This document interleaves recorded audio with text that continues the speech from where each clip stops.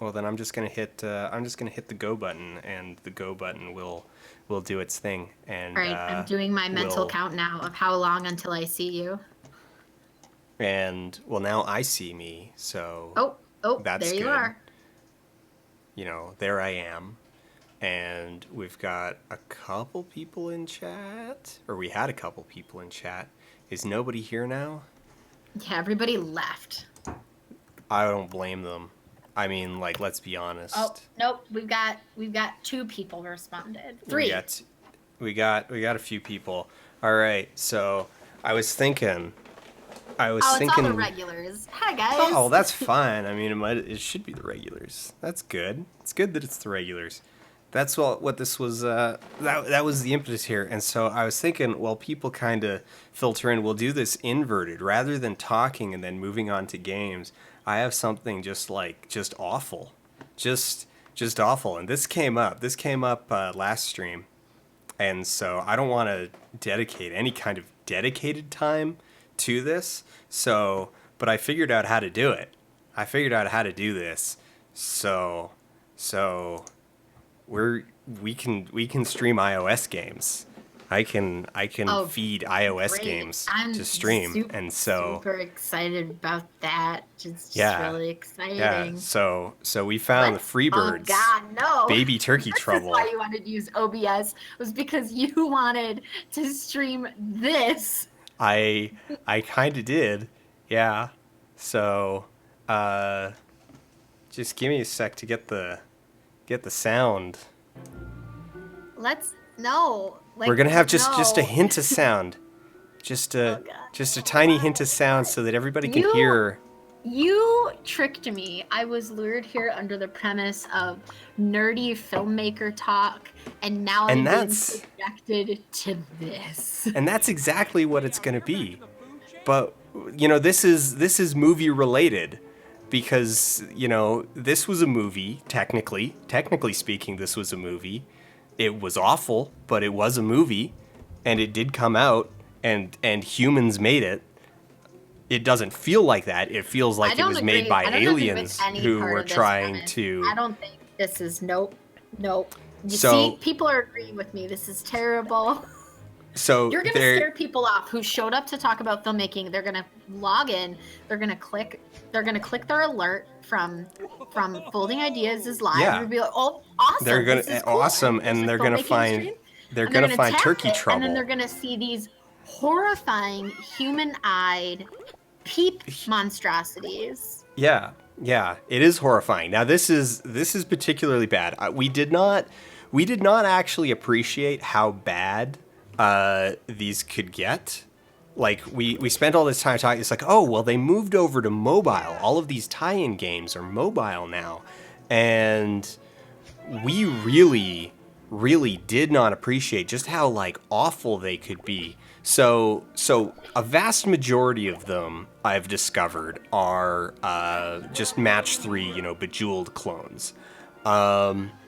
And you would figure that something like Bejeweled would be not really that hard to clone, like, and to get it behaving about right and feeling about right.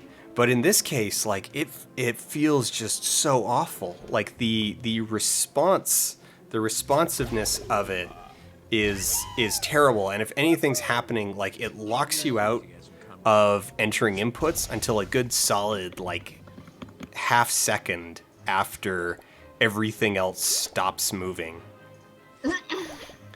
The Yeah, it's I really can't. really bad. I can't believe this is happening right now. Yeah. Like I just can't believe that this is currently occurring. Like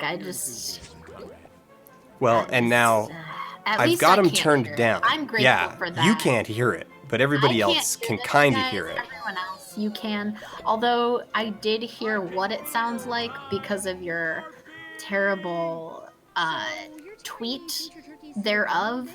So, I mean, I did hear It it at some point. I can imagine it, and that could be even worse. So there's about 10 sound clips that you will hear all of them about 800 times if you try to play this even remotely seriously. Like if you give it anything approaching a solid go, you're gonna hear all of those sound clips over and over and over again. So there's this one where one of the turkeys says, "I can feel time warping," and I No, once I heard heard that that. sound. Yeah, you heard that one, and I heard that one once. It played that one 3 times in a row, like 3 moves in a row, and it'll also trigger off of these like automatic I feel like hearing things. that 3 times in a row is very like um it, it it's kind I feel like that's like a Bloody Mary scenario. Like you're gonna summon something Yeah, if that is heard 3 times in a row. so it's bad, y'all. I mean, I know that feels like a like no duh. The mobile tie-in you're telling me the mobile tie-in game for Freebirds is bad? Yes. Mind blown. But like no, I like these are worse. These are worse than you think they are, and I guarantee you already think they're terrible. So, yeah, I may have downloaded a whole bunch of awful movie tie-in mobile games just to check them out, and Maybe we can do a separate stream for yeah, awful tie-in movie games, and it'll just be all the mobile. We can play a little quote more a Suicide little. Squad. So these are they're really bad. They're worse than you think they are. We've got a few more here. The Beauty and the Beast one is also a match 3 game, though it's a little better. I turned the audio off because I can guarantee that yeah, I can guarantee that that would get copyright like instantly because Disney. So the Disney ones, Disney actually puts a little bit of effort into theirs. This is going to be slightly embarrassing because in the like 2 days since I downloaded this, I'm on like level No, 66. Dan, no. This is not what we're here for. We're not here to look. I just saw how many of these you have. We're not doing this. No, we're not going through it, Stop but it now. I do want y'all Stop to it. see. I just I do want y'all to see not Emma Watson, like that this weird simulacrum of Emma Watson, but not quite, but not Okay, quite. this is your last one, and then This is it. This is it. time. I haven't opened any of the others, so You're in chat right now. could do it one time. Wait, what is the could do it one time? I Yeah, feel like Dan didn't understand the could do it one yeah, that time. was me. I was politely suggesting we could one time have a stream where we do these all at the same Oh yeah, time. yeah, yeah. I get you. I get you. I. But Not Wallace, so Dan, this isn't a live stream, it's an intervention. I agree. Thank you. Everyone, Dan, you have a problem. Stop it, so please. so for the people asking, this'll be £5. Okay, £5 for a question. That's actually a good question. Guys, just so you know, while Dan You don't is have to super distracted, chat I am on questions. top of it. I've copied and saved the questions that have come up that are Yeah, relevant. yeah. For the tech question that people did ask how I'm doing this, it turns out it's super easy if you're on Mac. So QuickTime Player can actually grab. So all you do is you just hook your phone up. It needs to be one that has the Lightning port or earlier. So I think that's what, like 4. I think that's 4 or 5 and newer. Basically, any of the ones with the Lightning port. You plug it in, and then QuickTime Player can actually grab the screen as a camera. And so you just so it creates a little window over in QuickTime Player, and then you just add that into OBS as a window capture, and that's how we're doing this right now. It's actually pretty cool. It was pretty simple. It also grabs the audio. It's slick, and that's also why when I scroll over it, you get the like QuickTime Player controls. I have to be honest. I hate that it also grabs the audio because I've been forced to hear. I can feel time Yeah, I warping. can feel time warping. Yeah. So, yeah, and I feel like there's got to be something I can do with that footage, like just that You're turkey. gonna That's gonna become some sort of like non sequitur, like scene break in the next video or something. Yeah, like maybe who knows. All right, I'm gonna turn that off. Y'all can thank me later. All right, so where are we at? Okay, so well, first we have a very nice 5 pound donor. Let's answer this question first, and then we'll lob some softballs in between. Okay. Um, so we have, how are you feeling about Joss taking over for JL? Considering everything is shot, how much influence will he have over the final product with the editing? So Joss taking over. I just want to say that for as much as I drag on Zack Snyder, like, and as much as I disagree with him artistically, aesthetically, and politically, you know, the trauma that his family is going through right now is pretty heartbreaking. So, you know, definitely my condolences there for his family in this just awful time that they're going through. But with regard to Joss taking over, my feelings about it are the first part. My feelings about are hooked up in the second one. I think he's a really good steward to sort of carry the project through to completion, but at the same time, with so much that has already been done, I don't think we're really going to see a whole bunch of like we're not going to see a very strong Joss fingerprint on the final product. That said, I kind of think it's probably going to make Justice League at least a little bit better. In the sense that by handing it off to someone who is not Zach, and I mean this in like the broadest way possible, that just handing the final editorial say off to someone who is not Zach is probably going to result in a tighter story than the one that Zach would have put out. Now, that said, at the same time, Warner Brothers has actually been taking steps to like limit his like just raw editorial control. So I think we would have seen. I think Justice League, no matter what, was going to be pushed more. I don't want to say mainstream, but further away from his particular proclivities.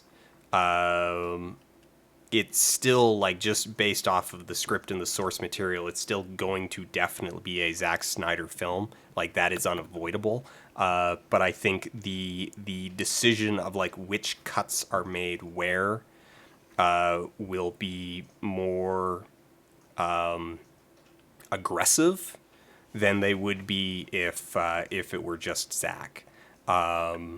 You know, it's I think at the end of the day, like he does have still an awful lot of control, and I'm pretty sure he's retaining like even with the time off that he's taking, like he still has some kind of final say over the project. So it's not going to be too far away from what he would put out, but I think it's in the minutia. It's going to be like, okay, well, this scene is still there, but it's not as long as Zach would have left it. Someone's There's going to be asking some now, harder cuts. Pax Does a Thing is asking if you think there's any danger in bringing in another editor in the middle of a project, like how there could be, like similar kind of tying into this question, like how there is a danger, I say, quote danger, Yeah. with changing any sort of member of the end game of production, like changing producers, changing directors, changing editors. Yeah, like there's always risk, but it's not necessarily always like dangerous. It depends entirely on kind of like who you're kicking out and who you're bringing in, and what the relationship is between those people. So in this case, because Zach is really just taking a leave of absence, like he hasn't been fired. He's not persona non grata at Warner Brothers. Like he's still there if anybody asks for his input. It's just he doesn't isn't in a place to like take care of like just focus on the managerial aspects of everything. So bringing in, so I feel like the reason they went to Joss is because Joss is at the end of the day a team player. Like he's willing to kind of do what he's told, and he's good at doing stuff, you know. He can finish a movie. Like they know he can finish a movie, and they know he's not going to get super hung up on like, oh, this is my chance to prove myself, because he's already proved himself. Yeah, he's Right. not going to take it as a moment of power grab. He's gonna deliver what Warner Brothers wants, and he has. So they really, they were looking for someone who is going to be a workhorse rather than a huge creative voice, and so they went to Joss because he's capable of being both. Like he has proved that in his career that he can be a workhorse and he can be a creative voice. So yeah. So, Oh, we were since talking we're about hazards. Yeah. Well, I guess I kind of answered that. That like it really depends on who you're bringing in and who you're kicking out and the relationship. so, I know I saw one of these earlier. Since we're talking about Joss and he has such a huge fanboy, fangirl, fan base, fandom. Um, someone was asking on Twitter, I believe. Let's see if I can find it. Something along the lines of, who do you think are some of the most innovative or like some of the best directors kind of working today? Oh. Um. Or even, may we go so far as calling anyone nowadays an auteur, someone who like writes and produces and all that kind of stuff at the same There's a time. lot of auteurs this day. There's a lot of auteurs this day. I would say Zack Snyder is an It was auteur. Josh Stein. Who would you say has done the most innovative work in the last decade or so? Um, the most innovative work in the last decade. Oh, that's one that I'd really need to think about because my memory gets not so good at times like this. So like I would end up falling back on like the same things that I'm always kind of mentioning. I mean, like Fury Road, I think is definitely innovative. I think it definitely like it pushed art form in a lot of ways. In a strange way, I would actually say that the last decade, so the previous decade was definitely marked by like a lot of new voices, but the last decade has been more distinctly defined by established craftsmen really reaching the like pinnacle of their work.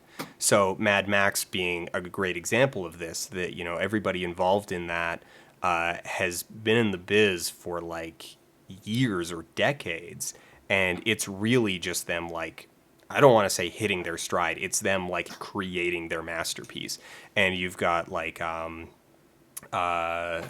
oh cinematographer Roger Deakins, been working for decades, but then between Dread and Skyfall, like really, really, you know, came within a hair's breadth of perfection. And I think that's more what we're seeing. That's what I think is more accurately defining the current decade of filmmaking that we're in. Is I don't think there are quite as many like new and innovative voices. I think it's more like it has become a little bit cloistered. I mean, it's always a pretty cloistered industry, but I think it has become definitely cloistered. And right now, the best work is actually coming out of like established people reaching kind of a pinnacle in their craft. Nice.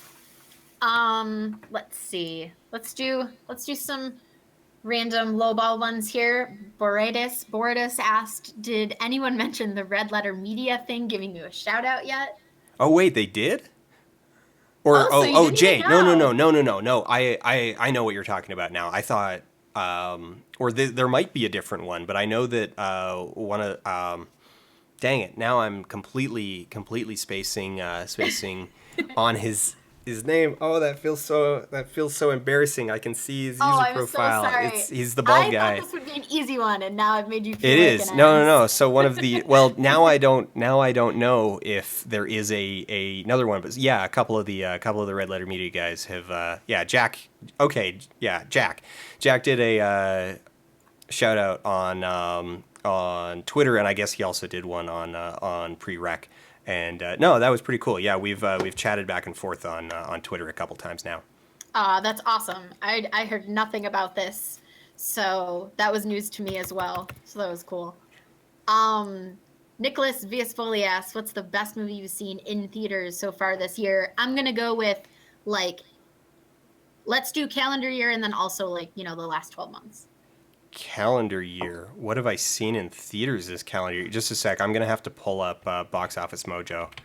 This is something that I have to do all the time because it's like, what did I see? What have I seen in theaters this year? I actually haven't gotten out like calendar year. Let's just go to yearly 2017 on Box Office Mojo. Let's see, which of these have I seen? Okay, Beauty and the Beast haven't seen yet. Guardians of the Galaxy Volume 2 haven't seen yet. Logan I saw. Fate of the Furious haven't seen yet. Lego Batman movie haven't seen yet. Get Out haven't seen yet. Boss Baby haven't seen yet. Kong didn't see. Split avoided. 50 Shades Darker haven't seen. John Wick Chapter 2 saw. Well, we're gonna back it up. You said you avoided one of those, and then immediately followed that with 50 Shades. Haven't seen it yet. I avoided Split because I avoided Split on moral grounds that I am exhausted with movies using mental illness as a ham-fisted twist. Gotcha. You know, Okay. So, villain but creation. 50 Shades is okay. 50 Shades 50 gets a Shades by yes. all reports, yeah. Well, 50 Shades by all reports is like awful and in every way that I kind of expected it to be. But no, like yeah, Split was I chose to not because I heard things about the storyline Sure. and Yeah, I've heard a lot yeah. of kind of back and forth on reasons why not to like that film Yeah. also. So, Yeah, so I avoided that one in theater. I mean, I will probably see it eventually just as a like professional, you know, I don't want to say obligation, but like, you know, you got it did so well, like it made over 138 million dollars. So it is definitely a thing. It is definitely a like recovery in Shyamalan's career. So I feel like at some point I'm going to need to see it just to stay tuned into the zeitgeist. But you know, for the time being and for theaters, I chose to pass on it. Let's see, John Wick, Chapter 2. I saw. I really, really enjoyed that. That's I one did that I saw too. this I year. I didn't enjoy it quite as much as the first one. Right. It was doing as much experimental stuff as the first one, but I just don't think it quite worked as well. So the first one uses color in just a like brilliant way to communicate factions and ideas and the state of events. And there's actually a lot of really good essays like breaking down John Wick's use of color. And then the second one, Is this why you haven't also made a video essay on John Wick's use of color? Or in is this one of part, your well, drafted? no, I will probably eventually do it, but I will roll the two together. So, because I want to talk about, I didn't enjoy John Wick 2 quite as much as the first one. I still really liked it, and it is still doing some really interesting things. But so what they play around with in the second one is sound instead of color. Is that the as So I'll kind of spoil my my thing here, but at the start of the movie, so the whole thing about John Wick 2 is basically John Wick's descent into he loses his soul. We'll just talk about it metaphorically because that's actually what's going on, and then so it's like, okay, well, here's the plot, and then here's the metaphor that the plot is telling you, and ultimately the metaphor of what the plot is telling you is more important. So what's going on is John Wick loses his soul in over the course of the film. And the way that that is expressed is through the use of sound. That at the beginning of the movie, John Wick is using his custom guns, and they have a very distinct sound that stands out from everyone else's gun. And this helps you in two ways. One, like, so the first part of this is that it helps you keep the chaos of the firefights distinct, so that while you're like watching it, you can tell who's shooting at who because because John's guns sound different than everyone else's. You know when John is firing.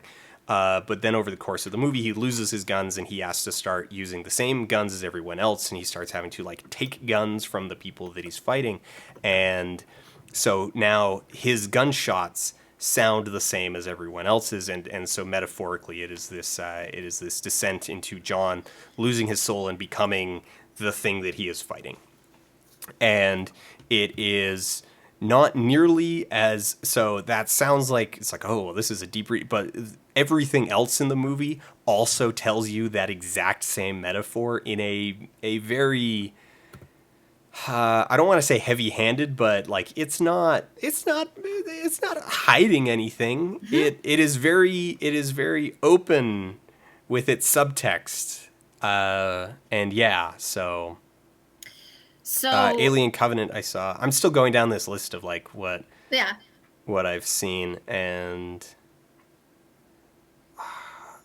I feel like I might actually already be at the end of the of things what's that been I've out. seen.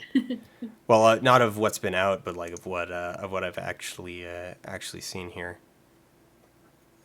I have not seen that many in theaters yet this year, which is kind of sad. But Okay, so then for now let's go to the past 12 months, like a year. What have oh, you seen? that's gonna be even harder. That's good though. You have to say the best ones. But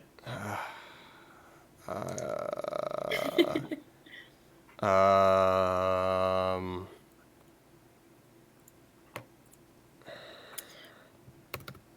wait. Okay, this time last year. Oh wait, that pushes Underground Film Festival just a little bit too far in the past because Ooh, ooh, ooh, could have otherwise been I would good. say Under the Shadow, which was really good. Under the Shadow was really good, and I saw that one in theaters. And also, this list is also not helping me because I've seen almost everything big last year at some point. Just most of them I didn't watch in theaters.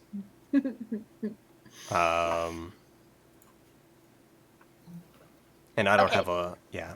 so we have a bunch of questions that kind of fall into the category of like advice for getting into film or advice for other people who look like they want to be content creators, and kind of questions about your personal setup and kind of your filmmakery journey, which we can get into that, or we can go with some other stuff that's kind of film in general first and then break that down into like its own sort of category later. Okay. So that is up to you slash chat. Chat, do we want more general filmy chat, or do we want more about Dan and his process? I'd I rather love go a sigh. general. I'd rather go general. You'd rather go general. I'd rather go Okay, so general. we have a question from Hybrid Gamer. What are your thoughts on product placement and how it forcibly affects camera angles and how things have to be shot? Product placement. I don't really have like so product placement has been pretty well deconstructed to death. I think it's a I don't want to say necessary evil, but it's definitely a evil that is here to stay. Um, I think that the vast majority of the time that product placement enters into the equation, it is not actually having a significant impact on creative process because you're already talking about a creative process that is compromised by the willingness to engage with product placement. Does that make sense? That it's like that the willingness to engage with product placement is itself so damaging that the rest of your creative process is probably already Like it's already been compromised? compromised if you've Yeah. already decided going in that this If is the you thing you're yeah. going to do. Okay, so So then question how you feel about comments on that. In one of my favorite examples being in the Truman Show when, you know, they are doing yeah, product placement on they're this yeah. fake show, but in doing so they're actually doing product placement in the film. Um So like how do you think that are there affects real it then? products in Truman Show? I thought all of the products in Truman Show were fake products. Are they?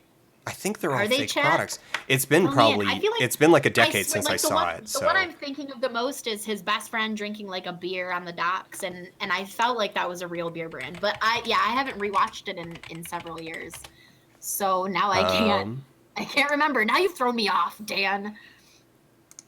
cuz I remember the one, so like just looking at pictures here. Oh, there's the beer. The beer is what is the beer called? I can only see half of it, but it's like Pennsylvania lager or something like that. Okay, so it is. It's all kind of generic. I think it is all. So here's the coffee. The coffee is oh right, And the then there's the coffee is candy Makoko. machine, There's the the vending candy machine. machine. There's the Chef Pal. Like so, most of So they're all like made up for the sake of the film.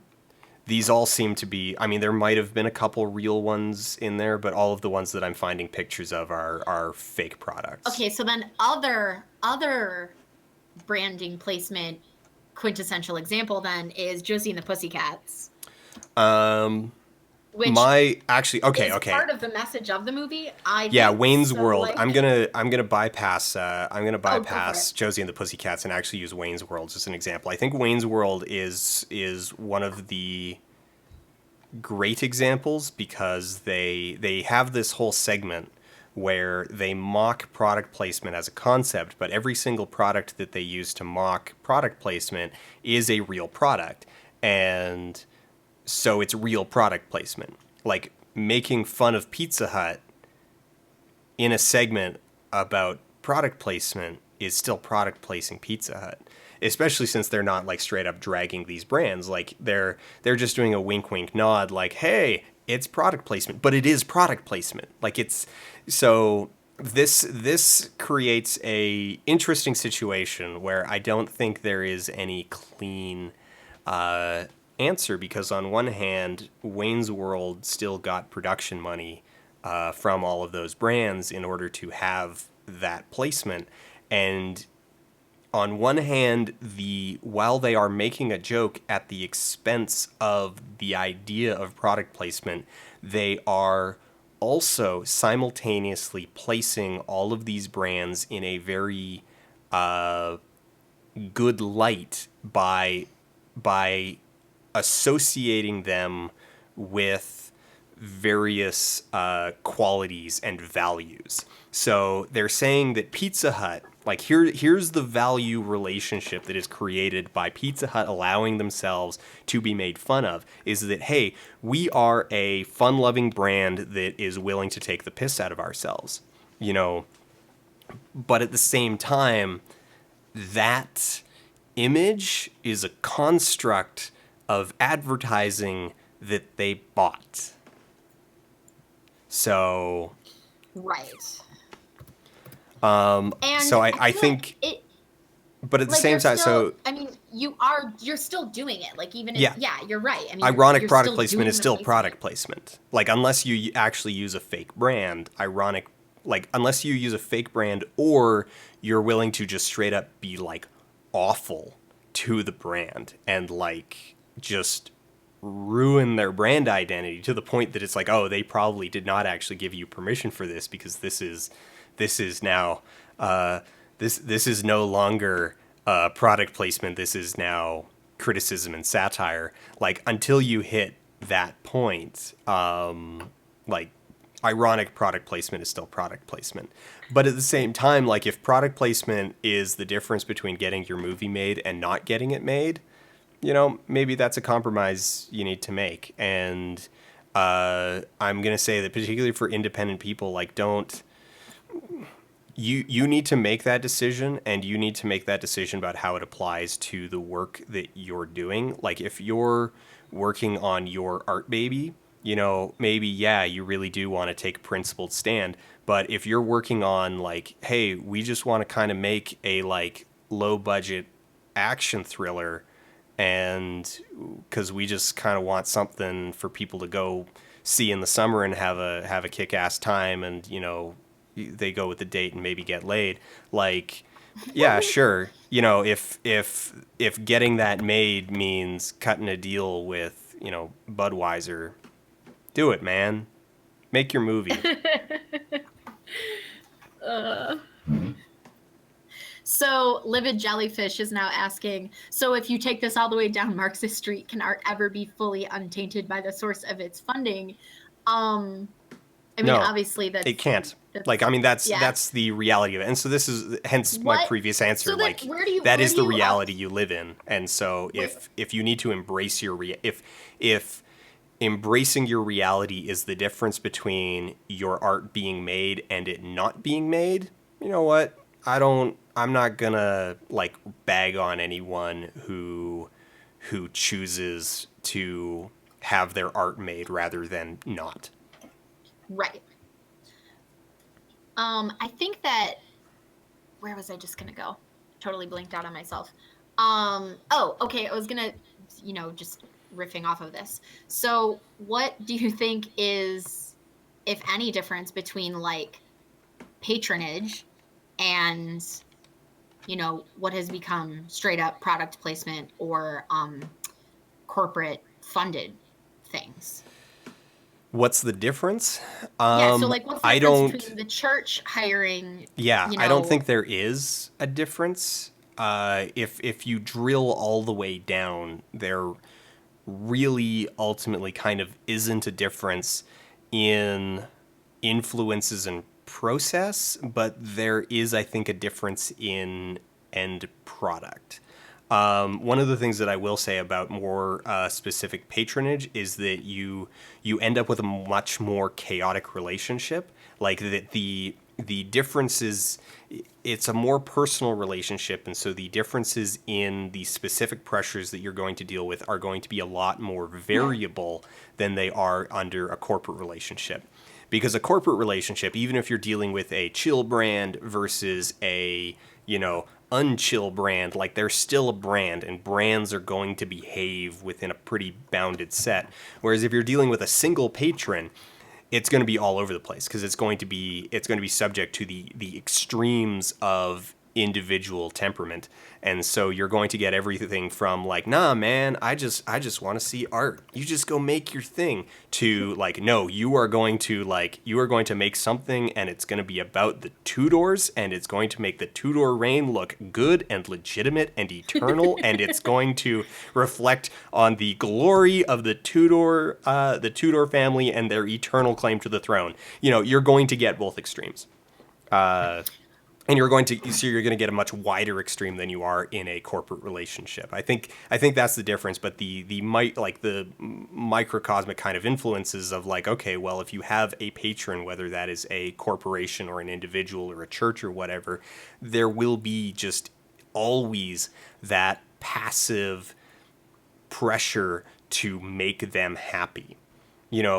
If it's even if you're on Patreon and it's like, oh well, I'm getting direct fan funding, it's like, well, you're going to be inclined to try to make them happy so that they feel like they're getting their money's worth, and so that you have a good relationship with them. You become in some way beholden to that fan base. Yeah, and now ideally you're in a mutually beneficial relationship where you've attracted patrons and fans who already like your work and already like what you're doing, and are just kind of showing up and being like, hey, you're cool, do more of what you're doing, I believe in you. And so like there's that pressure, but that pressure isn't really pushing your needle very far. If you're in that kind of a relationship, then like there's definitely healthier and unhealthy or less healthy versions of this relationship. Two more short things before we get off this topic entirely. Um, just in general, do you think that product placement even does as much for products nowadays? Because I feel like our generation is so resistant to, you know, traditional advertising. Like, do you think we really see, Captain America drinking an ice cold Coca-Cola and thinking, wow, I should also drink ice cold Coca-Cola? Like, do you think that that's something that works as well even in films nowadays as it may have on generations past? I think okay, so this one's complicated because the relationship between brands and creators has changed more than I think the relationship between brands and audiences have changed. So in the question of like how well does it work? I don't think that has actually changed. I think what has changed is the brands themselves understanding how well it works or doesn't work, as actually the case may be. That's ultimately where things have shifted. It's not that like, oh, this worked so much better in the 50s because people back then were stupid and you could just cram this down your throat and you just go buy shake and bake because Lucy told you to buy shake and bake, and Fred Right. Flintstone told you to smoke. Oh dang it! What was the cigarette brand that Fred Oh, used to smoke? it wasn't. Oh, I don't It remember. wasn't Cools. It was It it was one wasn't of the Camels. no, it was one of the second tier. It was one of the second tier brands. I can't remember, but like yeah, the Flintstones used to put Laramie. Win. No, Laramie's, Winston's. Was it Winston? I think it was Laramie's. I feel like it was Laramie's. We could probably Okay. look it Either up. way, smoking But cigarettes. either way, I don't think the actual effectiveness on the audience has really changed that much. I think it's more that the brands now have they have the data, they have the ability to gather the data, because with each passing decade, they have more and more information about what does and doesn't work. And in particular, the fact that like different audiences will respond better or worse to different tiers of product placement depending on the context in which it's placed. So it's not quite as clear cut as like, oh, well, it's a homemaking scene and homemakers are going to respond to shake and bake being product placed in this environment. Because you are still getting like you do still get those movies, and I'd point to Adam Sandler where it's like where they are willing to just go out and call 50 brands and just be like, yo, product placement, like we will shove it in wherever. And you end up with all of these like third tier brands. You end up with Dunkin' Donuts, who are clearly just kind of like, somebody called us, yay, kind of things like Pepto Bismol doing product placement or just whatever, where they're like, sure, why not, and they're not throwing as much money into it as they like used to.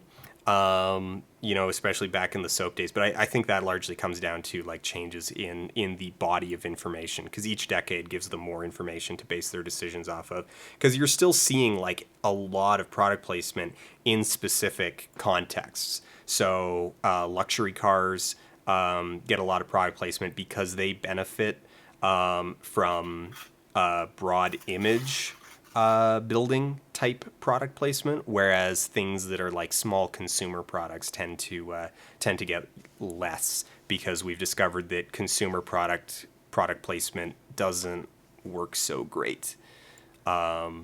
People don't, and actually kind of to a degree never have.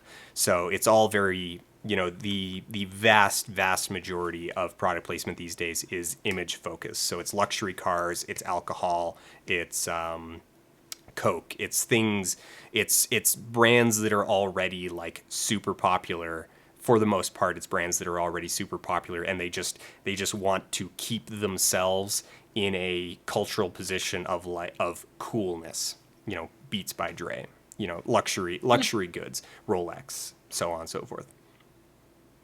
Right, right. So, Philippe Paquette asks, what do you think about government aid for filmmaking? Kind of tangential to this, it's related. I can actually speak on that a small amount.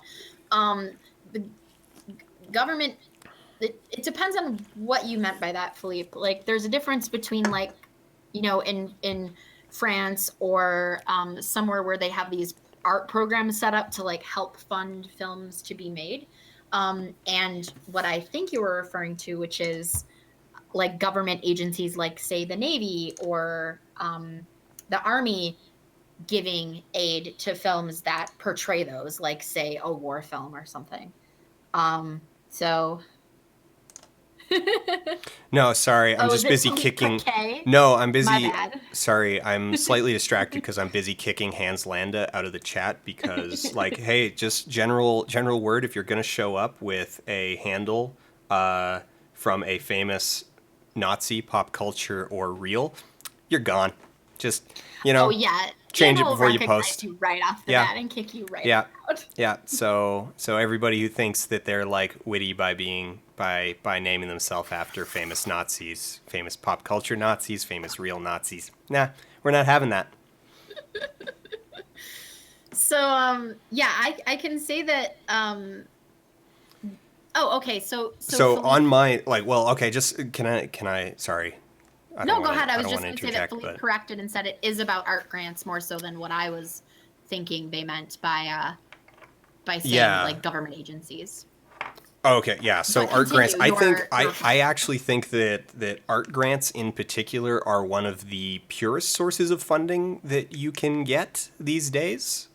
Like really, and I do honestly mean that art Are you grants, feeling a government little art grants. biased because you've I am a won little one biased before? because I have like I'm a little biased, but at the same time, I will say that I am making a bit of an educated like that this is coming from an educated place because I have personally received government art grants. Actually, sorry, I didn't get a government. I'll explain that in a second. But no, that government art grants are going to be one of the sources of funding with the fewest strings attached. Period. Like private funding, you're going to be expected to either pay it back or, like, if not, straight up make a profit. Personal funding, obviously, like the only other source that comes with fewer strings is self funding. Like if you pay for it personally out of pocket 100% yourself, that's the only way you're going to get zero strings on your creative output. Government funding is like right below that because there might be a few strings, but Like, most of those you strings, have like, to produce something, yeah, usually that's like the biggest in my one. experience, the like main string attached to government funding is you need to actually make the thing.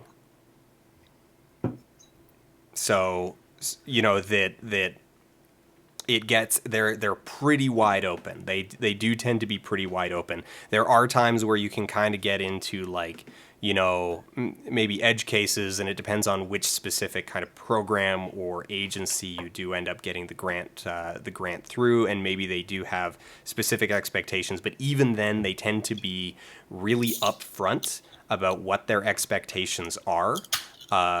And so yeah, it tends to be a really solid source of funds that's going to put a like minimum of strings and limitations on you, or the strings and limitations that it does put on you are going to be very upfront, and it's going to be this like, okay, look, we like this is a grant for developing you know uh, all ages programming, and it's like, oh well, I'm gonna get some of this money and I'm gonna make my like NC-17 uh you know art house porno, and it's like, no, you're not. Like they tell you like this is what it's for, this is what the boundaries are.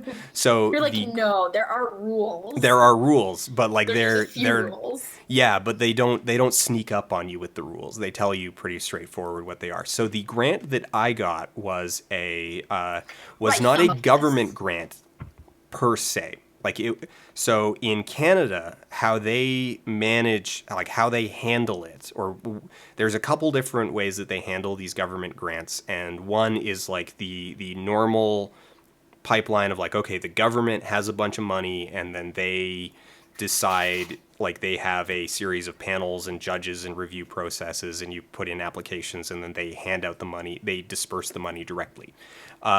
Then tangential to that, they have requirement on all of the broadcasters that in order to have a broadcast license in Canada, you need to inject a certain percentage of your operating profits back into content production on Canadian for Canadian content.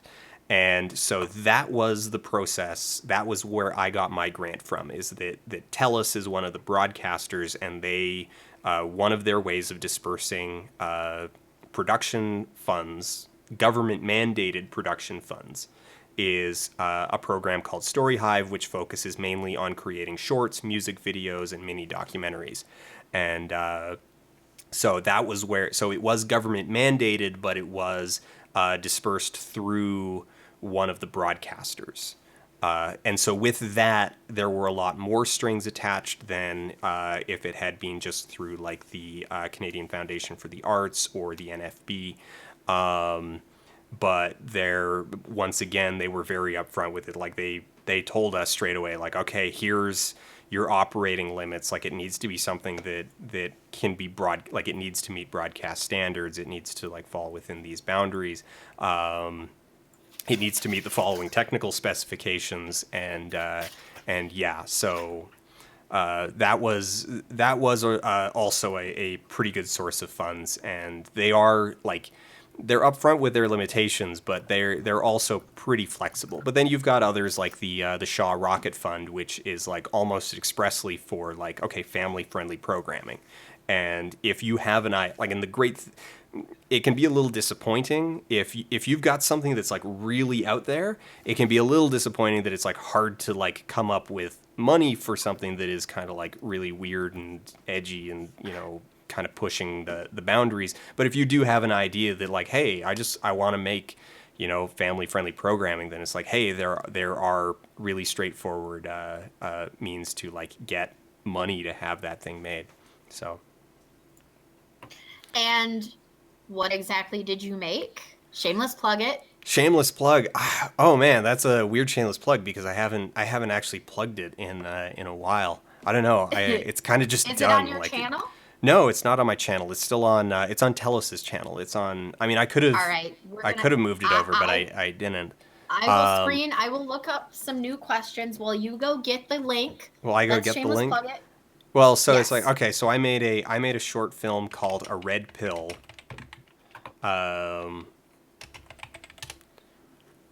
And oh.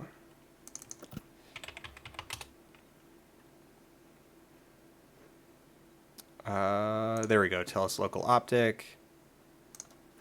And All oh right. man, this is kind of weird. This is kind of weird saying it. Okay, so there's the link to it. So it's a experimental film. We got it. So we pitched it in the experimental category, and we were one of 2 experimental films to get funding.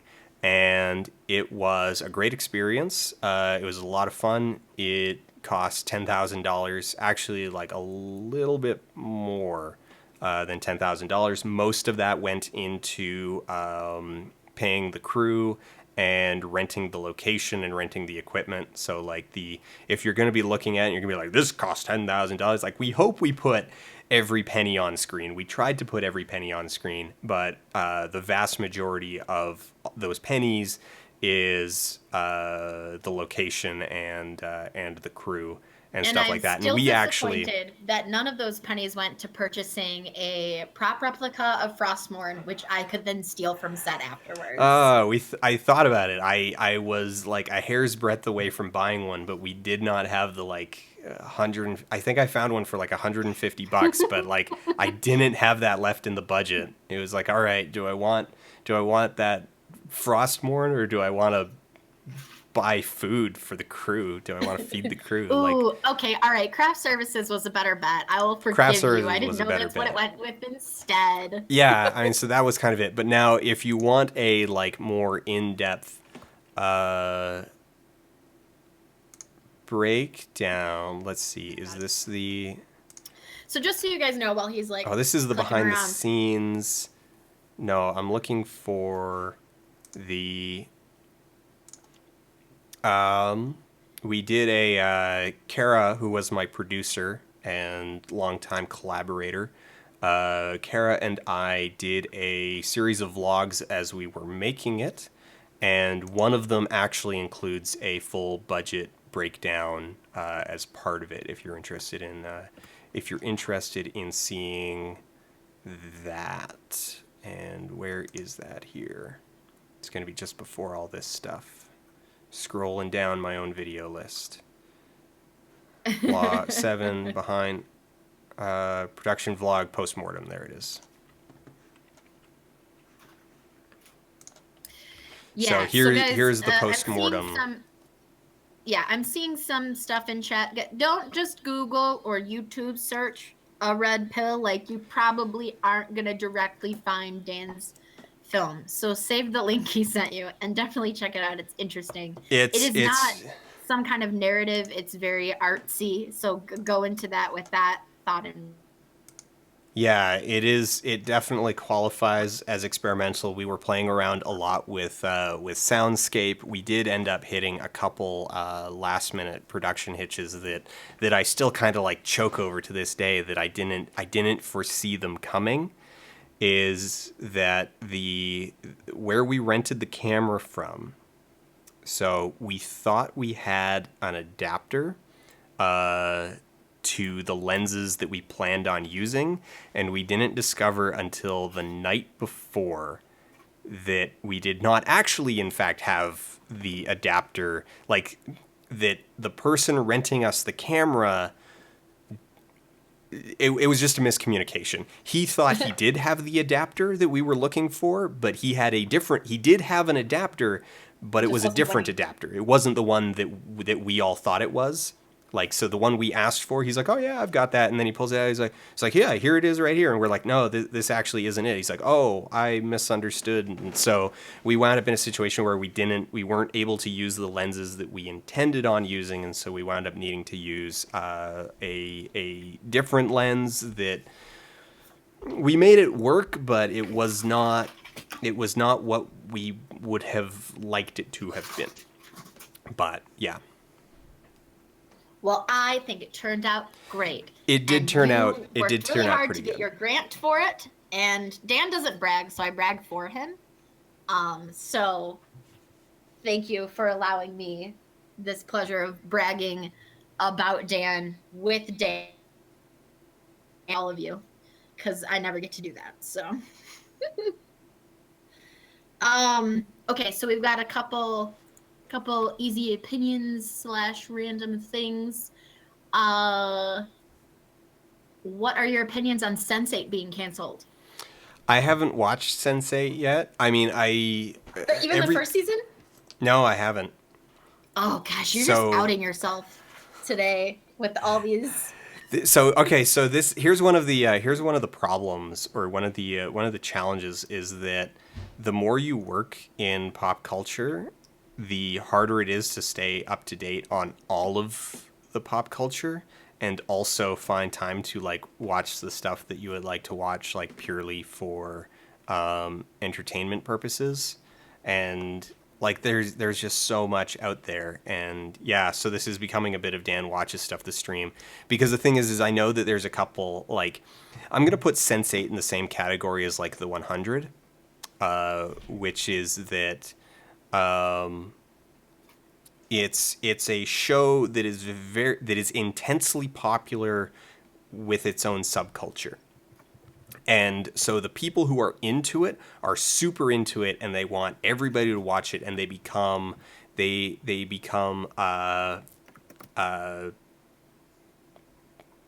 proselytizers.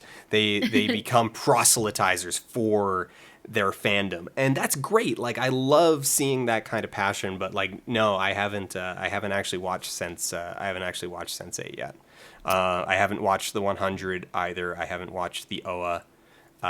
Did you say that you had seen Alien Covenant or not? I did see Alien Covenant. What did you think of that? That is another one we've got here. So I spent a bunch of time talking about Alien Covenant on a podcast with Danny Ordinary, Danny Roth, okay. for Sci-Fi, and so you can dig up that podcast. We did it the weekend that it came out, and a lot a lot of my thoughts, a lot of my thoughts are in there. I did not hate Covenant, but I also didn't particularly like it either. I'm finding that as time goes on, the initial sort of like pain that I felt with it was is abating, but it's not being replaced by like goodness and admiration. It's just being replaced by nothingness. The bottom line is that I think Ridley Scott is deeply bored with Alien as a franchise. The movie itself is clearly far less interested in the horror movie side of it than it is in David waxing poetic for minutes on end. And yeah, yeah. And okay, so related, what do you think of, a lot of people kind of put this sci-fi series in the same boat as what happened with the Star Wars prequels, the sense of like once a franchise has gotten big enough, there not being enough there not being enough limitations on these original sort of conceptualized Yeah, that as of these franchises to like still make them good. Like there's not enough people telling them that's not a good idea. They're all going, yes, it's great. Keep making us money, or whatever you say is perfect because we worship at your altar at this point. yeah, I think that's a problem. I think it's a very specific problem. I don't think that that's necessarily the problem that Alien has wound up in. Um, Alien, so Covenant is far like Covenant, and to a lesser extent Prometheus are less a consequence of yes men in the same way that the prequels are, than they are a consequence of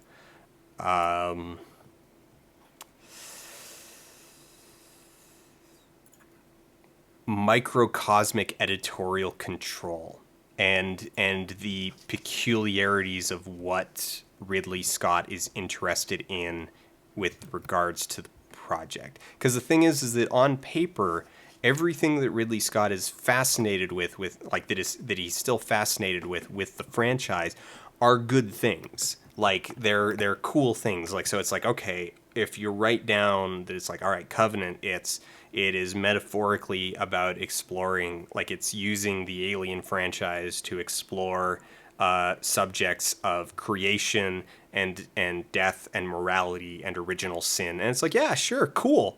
I dig it. I'm on board. You know, hey, it's about poetry and it's about man's relationship with his own creations. And it's like, hey, these are like, I mean, these are some well trod sci-fi fantasy grounds. Like, yeah, cool. Like, let's get Alien on board with that. I'm fine with that. Like, it does not sound like a bad idea. And it sounds like a really good idea until you're so deep in the process that you come out the other side and you're looking at a movie that's rushing through its action sequences in order to get to scenes of the android quoting poetry for minutes on end. And it's like, so there is a little bit of I think Yes Men, but I actually even then I wouldn't even say it's Yes Men, because it's the point where Scott has so much control from top to bottom that Mm-hmm. he doesn't even need Yes Men. It's not a problem of Yes Men. It's a problem of like there's just literally no one else there. To It's give like he's him just doing any it. any Yeah, feedback, and he's just not he has no getting sounding feedback. boards. Yeah, Period. there are no sounding boards. There's just Ridley Scott doing what Ridley Scott wants to do. And is that kind of a problem? Like I don't think it's a problem of limitations so much as I think it's less a problem of limitations and more the franchise does need somebody else to kind of be like, okay, let's keep this on track. Let's keep this balanced. Let's balance this a little bit better. This brings up a lot of questions that I don't want to get super in depth with right now. But keep them in mind because I might bug you with them if we start needing some meaty ones. Um, about, at what point do things belong to, the original creator? At what point do they belong to the fans? That sort of Oof. thing. And I know you have Yeah. some good opinions on that. So we're going to leave that while we do a couple other short ones. We're being asked by Nekarur, what are your thoughts on Netflix films being removed from entry into Cannes?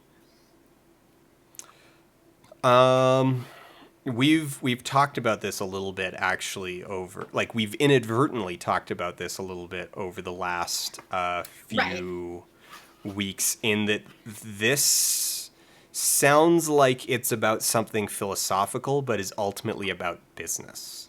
Pedro says Red Pill was amazing.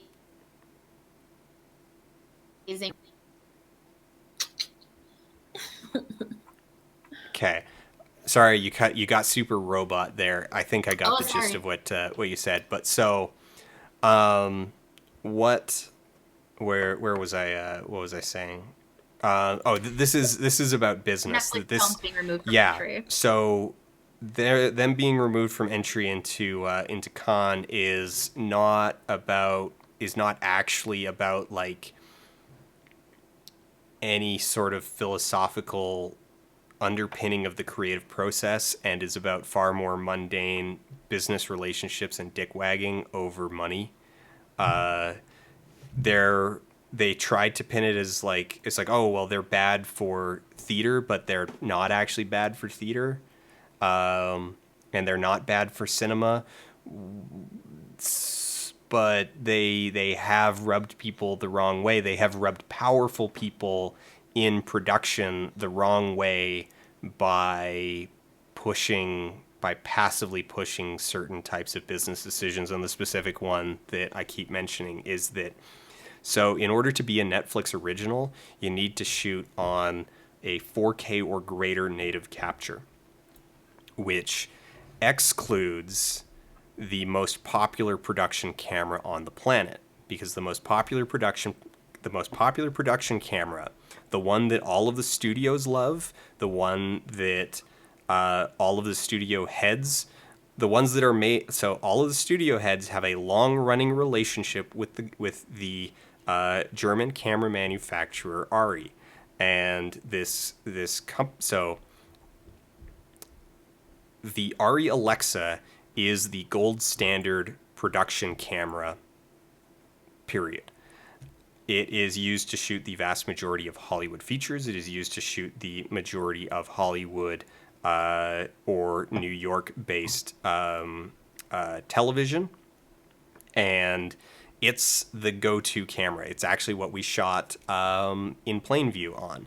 And if you shoot on the Alexa, you are not eligible to be picked up as a Netflix original because the Alexa is not a 4K native sensor. It is a 2.8K native sensor. And the undergirding rationale behind that decision on Netflix part, they pitch it as future proofing, but on Netflix's board is a dude who is also on the board for Red cameras. Hmm. And Red cameras are the second most popular production camera, and their flagship camera is a 5K native sensor. So, put two and two together. And yeah, so it's obtuse political money based sandbagging, and so the whole thing with Can is the studio system basically trying to get their kicks in against Netflix by saying it's like, well, okay, if you're going to freeze us out on this end, we're going to freeze you out on the other end, which is that it's like, okay, well, your stuff isn't going to be your stuff isn't invited to our party. Oh, well then. Is like Um, that's what's happening there is that and so at the same time, like, because then what they're doing is they're telling independent filmmakers that, like, look, if you want the glory of if you want the glory of even competing for the Palme d'Or, if you want the glory of winning awards, then you can't suck up to Netflix. You need to suck up to Fox Searchlight. You need to suck up to Focus Features. You need to suck up to United Artists. You need to suck up to DreamWorks. You need to go through us if you want to show up at festivals. That's kind of the message there. And it's So not good. Like, so this is that dick wagging is not good for independent filmmakers. But yeah, it's about politics. It's about deep industry politics. Algie asks, so will Netflix make its own awards? I think that is an interesting possibility. They have enough original content at this point to I possibly hand something out. I don't I mean, think it's they never going to be will. on the same level. Well, it might No. not be a festival. It's not going to be on like an Oscars, level of like a huge award show sort of thing. But I could totally see Netflix like handing out like best performance in a Netflix original, like a bunch of stuff like that. No, no, I don't think they will. And the reason for that is because so what's being argued about is basically social capital, it's prestige. And Netflix basically going and creating their own moon base with blackjack and hookers doesn't win them anything in the prestige sphere. In fact, it does the opposite. It becomes less a like, oh, well, we have our own prestigious award, and more, I went and made my own moon base with blackjack and hookers, and it becomes kind of exactly as tacky. And the end result is that rather than having a prestigious award that you can hand out, even if it is less prestigious than the Palme d'Or or an Oscar, rather that so you don't end up with something that's rather than ending up with something that is not quite as prestigious as them, you actually end up with something that is negative prestige because it's tacky and it ends up feeling cheap. It ends up feeling like just, I mean, most of these awards are already a giant industry circle jerk, and that just removes any like pretending that it's about anything other than an industry circle jerk. It's like, all right, this is clearly just Netflix having a circle jerk with themselves. Like, oh, you won a Netflix award, you won a flicky from Netflix Oh God, after a they Flicky already, would be the worst. that it's like, The oh, worst name. okay, like, yeah, that's, I mean, I guess like it's still a statue you can put on your mantel case, but it's not. It doesn't end up being particularly prestigious. Like it would be down around like kind of People's Choice Award level prestige. It would be like, oh, you won an MTV music like what video? What do they call them? MTV Oh, VA.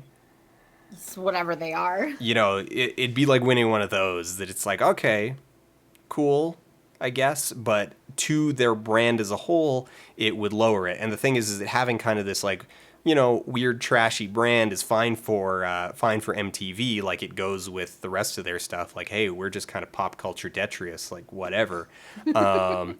We give awards to, we're just going to throw all of our awards at Armageddon, and we give out an award for best kiss. Like we know exactly what we are. Netflix doesn't want to be down in that realm. They are actually trying to build prestige, and so it's a better play for them to just not than to go make their own moon base with blackjack and hookers. Chigarix asks, so have awards always been meaningless? Um, Kind of. yeah, I agree, Kind of. kind of. Like Pretty on much. one level, yeah. Like I'm glad that you feel the same way. I mean, the That Oscars were conceived of as a union busting technique. So, yeah, kind of. They've yeah, always been a hand job. it really is everybody patting each other in the back, and I think maybe at some the kind of audience or fan given awards at one point were a little bit more meaningful in the sense of like it was what people actually really enjoyed. But you know, Yeah. we've gotten to the point where people, you know, troll awards show voting, and in a post-American Idol world, I don't think that fan given awards mean anything anymore Yeah. either. I mean, now at the same time, I am gonna say that like, okay, not all awards are bullcrap, and even Mhm. all right, I will say that like even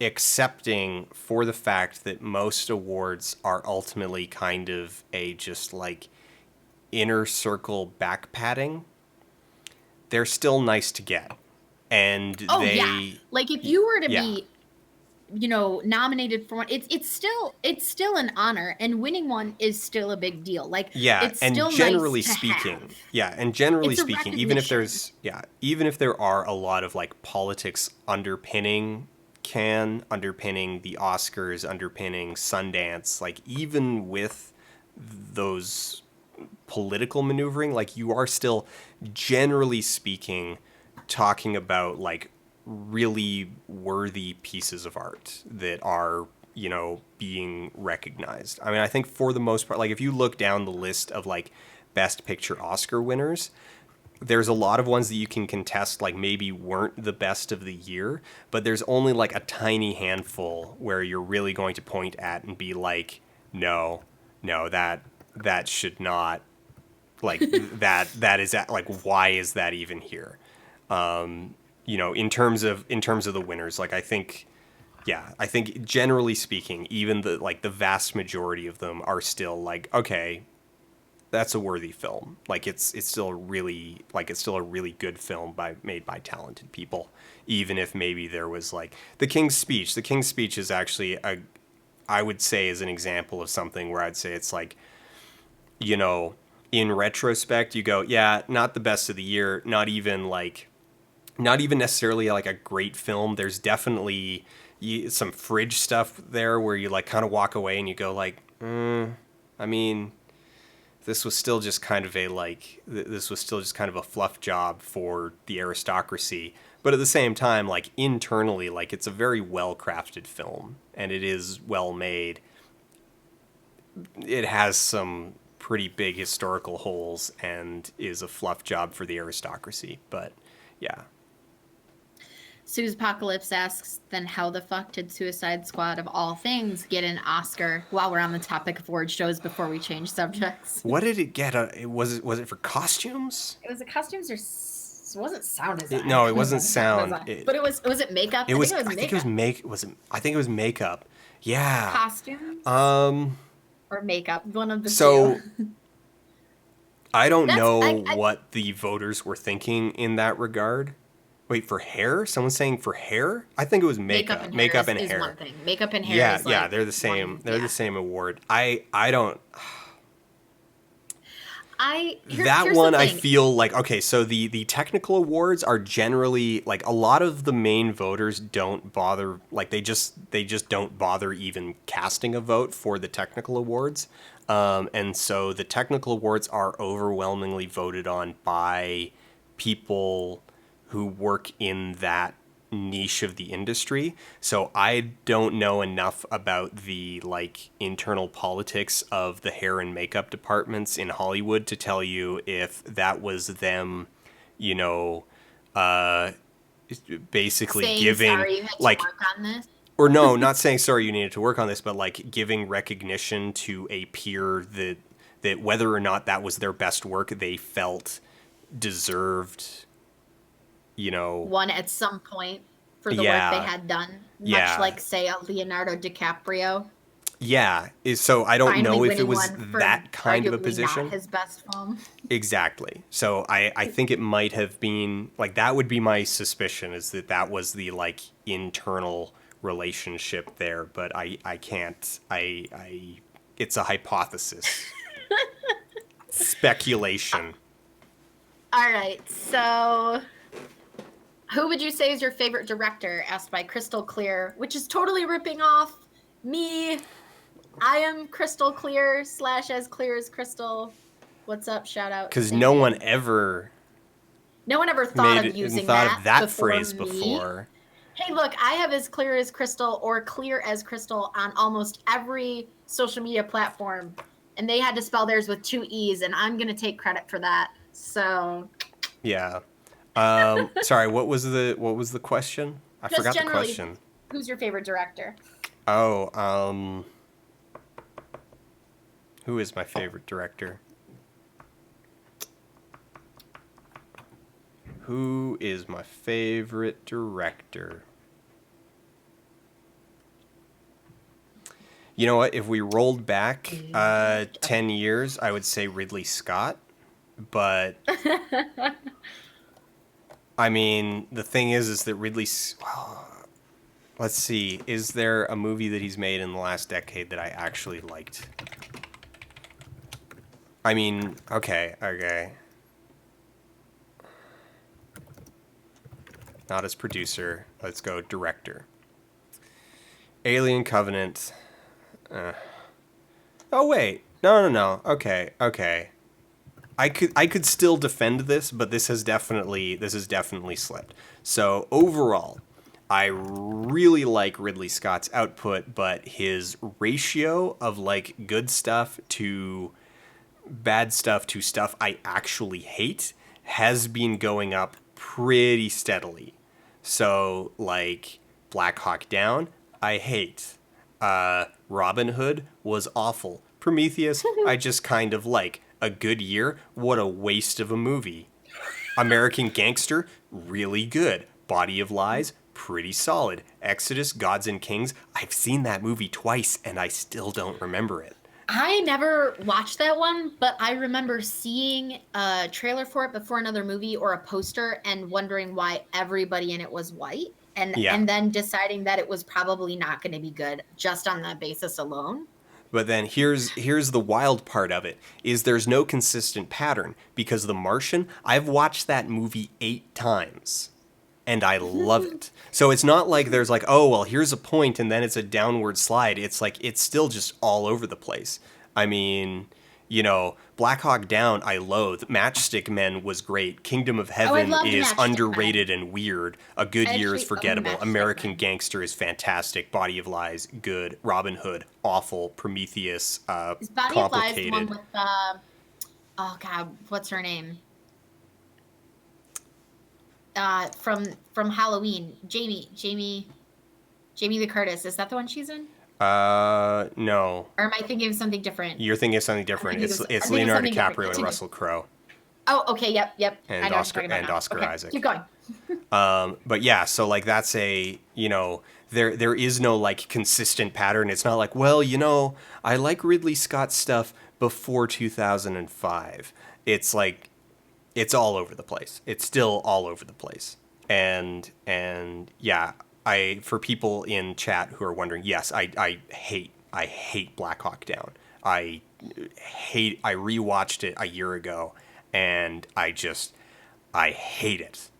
I hate it so much All right, because so related. playing so many Call of Duty games, I hate that movie so much.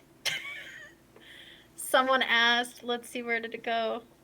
Tigrix asked, do you have any examples of a film that you love but everyone else appears to hate while we're on the subject of hate? Oh, uh okay, so Prometheus is definitely, I wouldn't say I love it, but it's definitely one of my more contentious ones that I need to defend. The Force Awakens I love, even though a lot of people are like, it's like, well, it was okay. um Jupiter Ascending is my trash Oh baby. man. I It is such trash, but it's such good trash. Jupiter Ascending is my trash baby, as well as my now old enough to actually wait. Let me.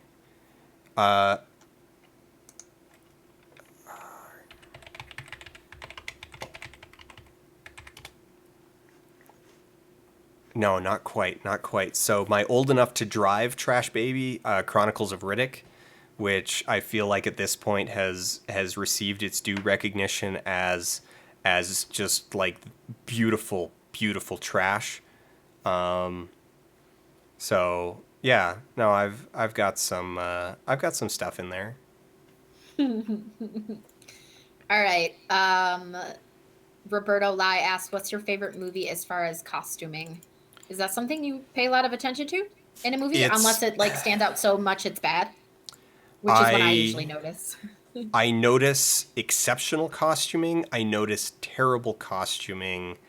I don't notice the in between, and I don't track it. Like it's not something, I'll You notice don't it in like the moment, but I don't file come it out the away as other. Yeah, I something, don't yeah. file it away. I don't keep that information. Do you believe in Tigrix is asking, is there such a thing as ironically liking something? So I'm gonna amend that slightly. Do you believe in um kind of guilty pleasures? Is that something So that you think? I've definitely used the phrase guilty pleasure before, but I have increasingly been persuaded to the side that argues there should be no such thing as a guilty pleasure. I acknowledge that there are. There are definitely pleasures that we all have that we feel guilty about them. But I'm going to say don't have guilty pleasures. Like the things that you like authentically. Just like what you like. I And second that. the core in that is really then accepting that yes, it may be flawed, but not feeling like you need to atone for that. So yeah, Yeah, like guilty to me implies that, you know, you should in some way feel bad you for should feel liking this bad or thing that you like.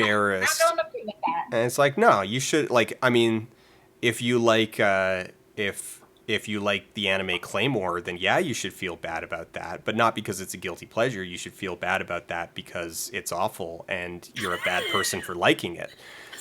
It It's funny that says you named one of the like three animes I've ever seen right there. yeah, you should feel bad because it means you're a terrible person. But not yeah, yeah. Um, I'm taking the piss there. I personally hate Claymore, but I've heard some you solid should still defenses of it unabashedly that like I things that you like. unabashedly like the things that you like, though there is the risk that you may like something that is actually like morally awful. Nat Wallace I feel I asks, need to put that caveat in there because there is a lot of actually like just straight up fascist art and literature these days that it's like, you know what, yeah, it is possible that you're actually like, it's like, well, right. hey, I'm watching this dude on YouTube and it's like he's actually a fascist. So He's the but worst usually. he's got some really great takedowns of creationists and it's like that does not matter. That doesn't change the guy. That doesn't change it. So Okay, Nat Wallace asks that they've seen on Twitter that you might have mixed feelings on Sofia Coppola. Uh, what's up with that? oh, I think Sofia Coppola. So I don't know if this is really mixed feelings because I've got pretty clear feelings on it. I think she's a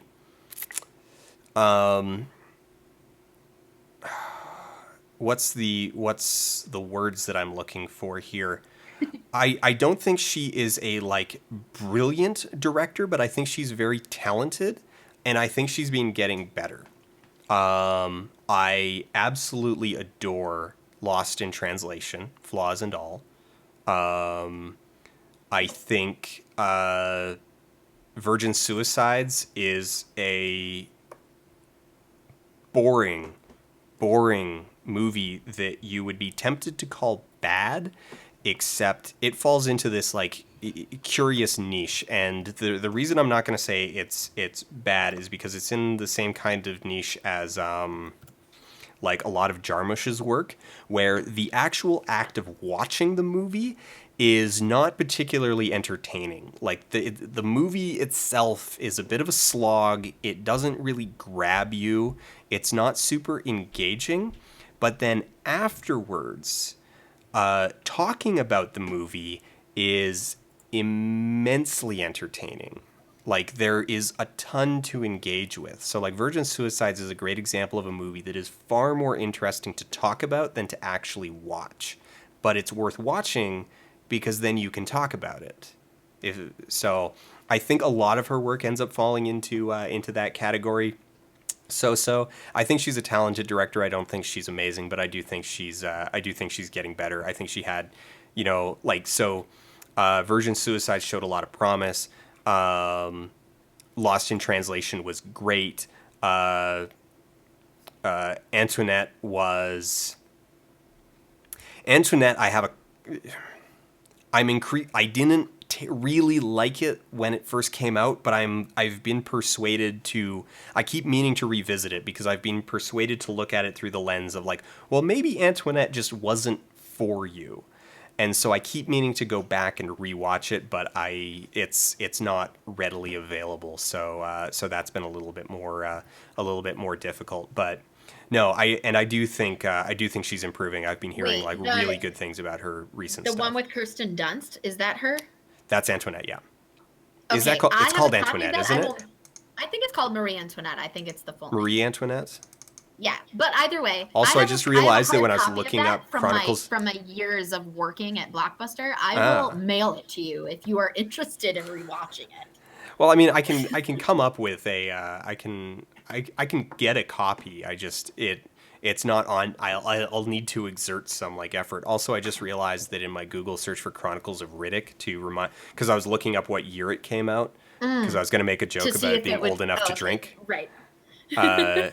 That my trash baby was now old enough to drink. I typed Chronicles of Rizzik.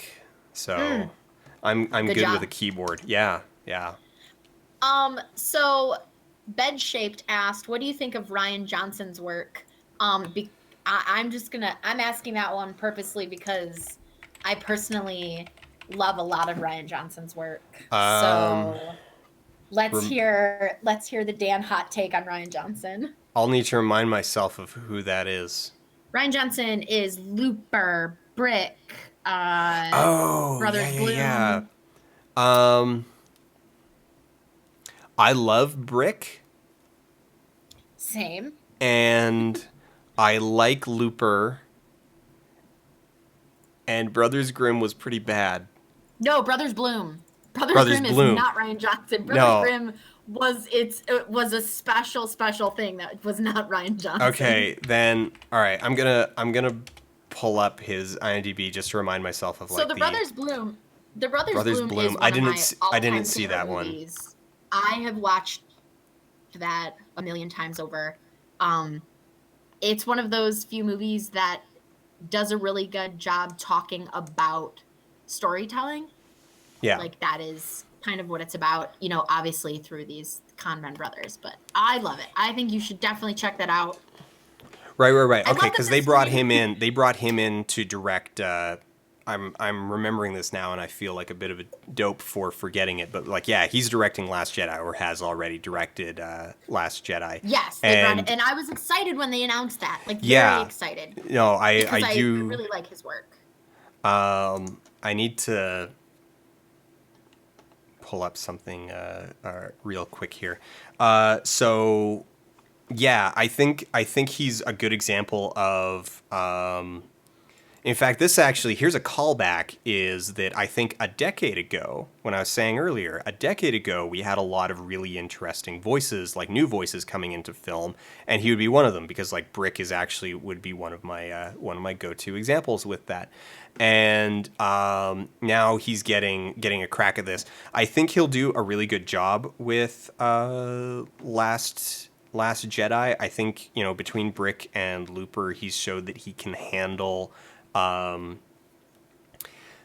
couple different, like he can handle a couple different styles. He can handle both dialogue and action and style, and he can handle something that is quite effects intensive, as Looper was.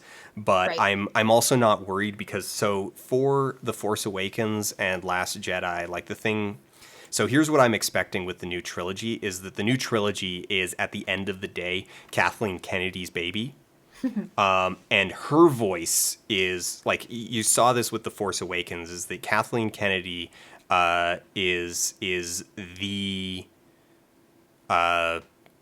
strong voice in these new films. She is the guiding hand, and you could see that with the fact that like the Force Awakens was still definitely a J.J. Abrams movie, but J.J. it Abrams. was it Lejeune was Abrams. yeah le Jules Abrams le Jules Abrams. So it was still, it still had that J.J. Abrams flavor, but it was tempered of the most extremes of his stuff. I mean, and he was still a producer on it, but you definitely very much saw Kathleen Kennedy's steady hand guiding that production and like guiding all of the creative decisions in there. And so I think that makes the next two movies a very good stable to bring in. I was gonna say young talent, but like they're all middle aged now. To bring in, maybe talent that isn't in their 60s, to bring in talent that is not necessarily a like super established name, and really like keep them on track. Yeah, I don't know. Is that kind of a like weird? Weird. Weird thing to Weird. say. It's a weird. Yeah, I think it's weird. Weird. All right, we've got Now three that more said, actually, opinion sorry, questions. the We can one, pass on these. the one No, kind continue. of the thing that I am a little concerned about with Last Jedi is that Johnson is also the sole writer. Now he's not going to be literally the sole writer, but he is credited as the sole writer, and I think that with The Force Awakens, like the 1-2 punch of Kathleen Kennedy, her production voice, and Lawrence Kasdan's writing voice is a large part of why I just absolutely love that movie. And so I think I would have liked to see Johnson having a co-writing credit with Kasdan. That would have, if that were the case, then I would be, you know, I believe 100%, Ryan 100%. Johnson has written all of his films, He though. has, he has, He but is a and writer, and he he's done is, some very interesting projects. and so, but this I creates think if sort you of can say the, anything that his writing is his about him, it's strongest that all of voice. his films are different. So, like, Yeah, he's obviously able to jump into other styles. So, I think if that's something that you're maybe not wary of, but like interested to see if it pans out, like I feel like he could embody that that other style that you enjoyed of this new trilogy. yeah. Why did Kasdan leave? Kasdan works slow. He only does like a project every couple of years. So he didn't work on Last Jedi because he's writing the Han Solo feature. So that's why Kasdan isn't on Last Jedi, is because he is writing the Han Solo movie instead. He does not he is not a writer who churns through projects. So that's my suspicion of why. So Okay, we have two editing questions that I'm going to ask you in tandem. okay. Someone on Twitter, Sowery, gay anime girl, asks, are there any cases of movies you think would have been bad but were saved by their editors? And then Sue's Apocalypse in chat here asked, which film would you say had the absolute worst edit that you've ever seen? And I'm going to immediately discount you from saying Suicide Squad. Oh, it wasn't. I thought. Oh, that isn't even. That is no, that does no. That's not the worst editing I've ever seen. That's some of the most baffling editing I've ever seen. I do need to clarify that. Suicide Squad is confusing as an edit because it is a level of incompetence that in theory there is an entire industry set up to prevent. And it was made inside that system because the moment you get outside of that system, like the depth of badness to the editing of Suicide Squad is commonplace outside of the studio system. It's just in theory the studio system is set up to prevent it from ever getting that bad, but it still managed to get there. Like, so that's why Suicide Squad. I mean, so I'll need to filter through that second one. What was the first one? A movie that was going to be bad that was saved by Yeah, a movie that you editing. think could have or would have been bad, but was saved by the editors or editor. So any movie can be made bad by bad editing.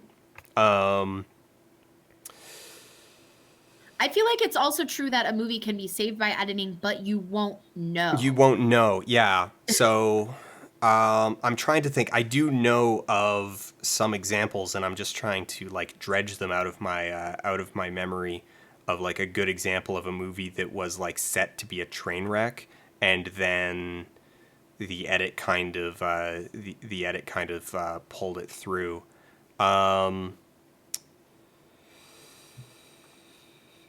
Oh dang it! What's The Assassination of Jesse James by the coward Robert Ford was a movie that in its post-production phase was set to become basically pretty bad, but they see that's a bad example though, because what saved Jesse James was not so much the edit as much as it was a bunch of like political fighting over what the edit should be, because it wasn't it w- all right, so basically what was happening is they shot the movie and they shot this like really long slow paced character study, and the studio started freaking out and was like, hey, we need something really short and peppy and sellable, and so they wanted to create a basically Suicide Squad tier cut of Jesse James, like, let's get this thing down to 90 minutes, and we're just gonna call it Jesse James.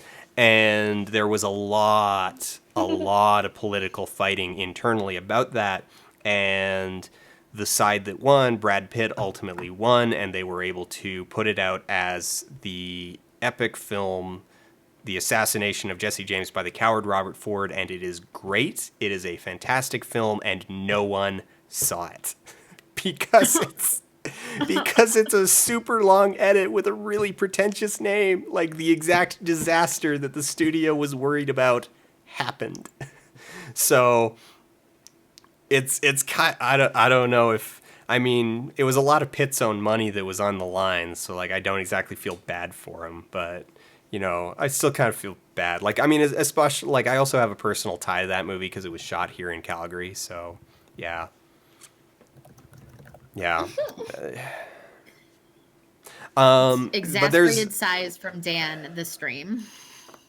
Yeah, there's definitely a lot of other movies. I think most movies at some point or another look like they're going to be a disaster until editing proves that they're not. I think most good movies, like almost every good movie out there, has a phase where it looks like it's all about to like fall apart and it's just going to be crap, and then the like edit, you know, comes together.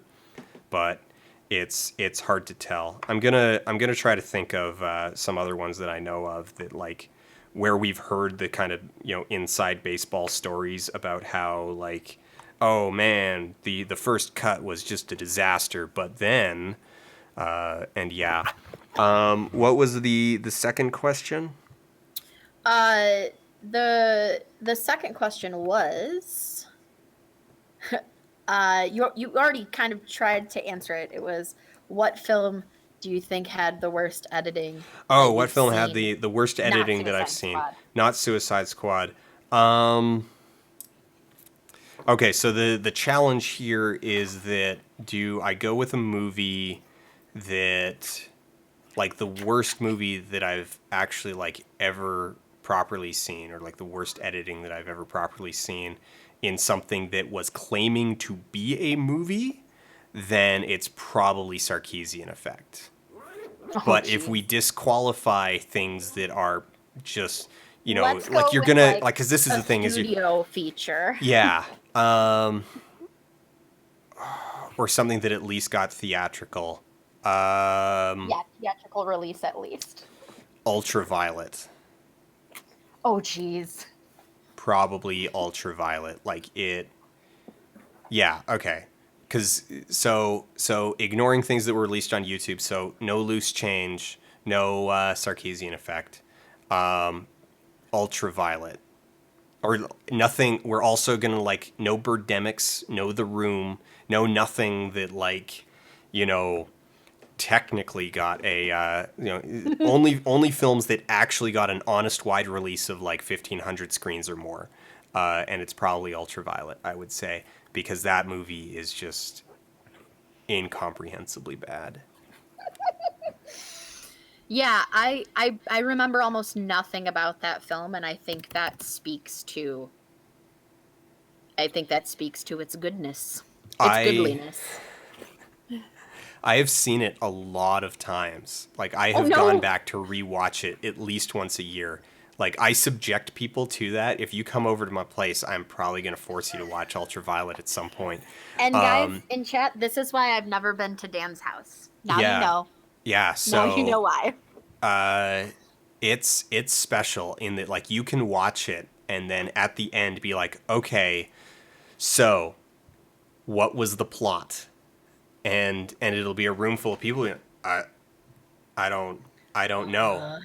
I I you can be at a complete loss of like what is actually going on, and there's a couple reasons for that. Like it's so there the theatrical cut. This is a weird case of internal studio politics where like clearly they knew they had a dud on their hands, and so they applied pressure in the edit to get it down a few minutes so that it would be good for German broadcast standards, like so that they wouldn't need to do another cut for European broadcast. And so they wound up shaving out just like a handful of minutes. So like from the outside it looks really weird where you're like, yeah, the director's cut is only like 4 minutes longer. And you're like, why? And it's a short movie. It's like why would you cut 4 minutes out of a short movie? Like, why would you make an like? It's not like it's not like they had a 4 hour movie and they're like, no, no, go. We can't release a 4 hour movie. You're not Apocalypse Now. Like, you need to be 100 minutes long.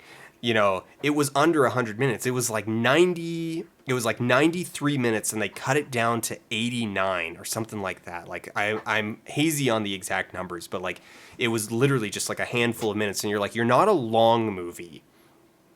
You're already fairly short. Why why shave out like that little? What's the meaningful difference? And it's purely about hitting marks that make a movie already good to go for foreign markets, like for broadcast markets around the world. That it's like, all right, they can insert commercials and buffers and they don't need to change it and it's just done, and we don't need to like pay for a like revisit or anything like that because we already were in the editing bay and it's done.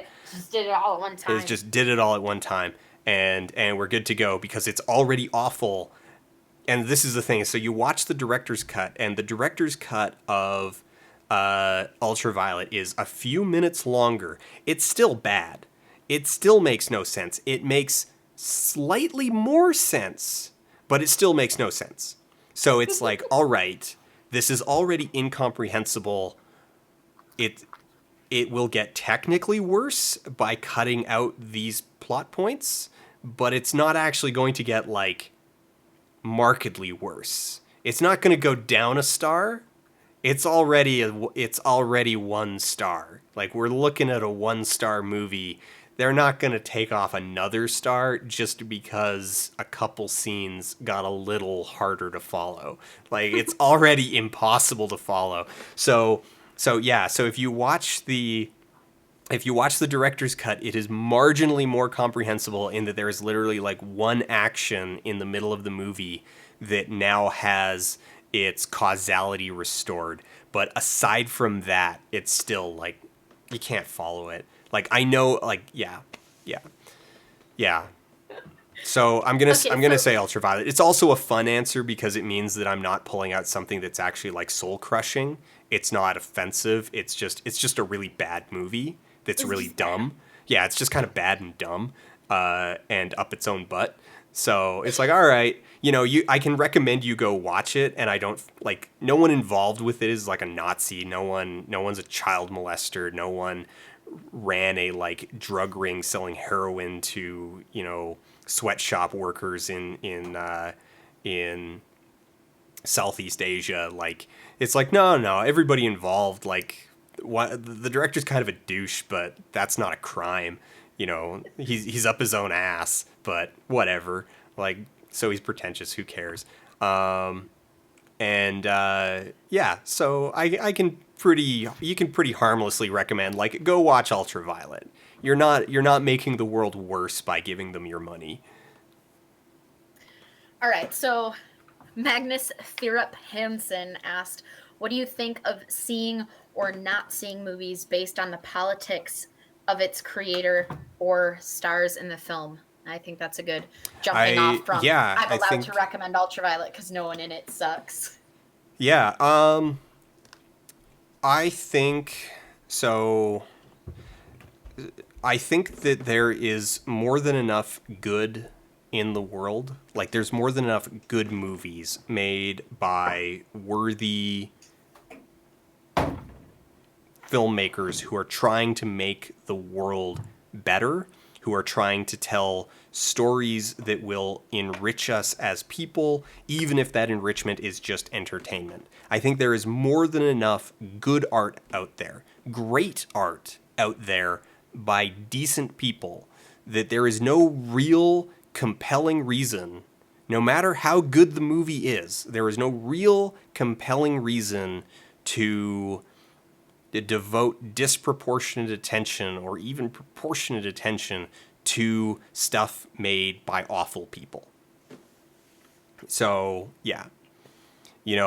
That especially since inside the ecosystem of how movies are made, because the rich get richer and that richness comes not just from like material like return, but also like popularity and attention.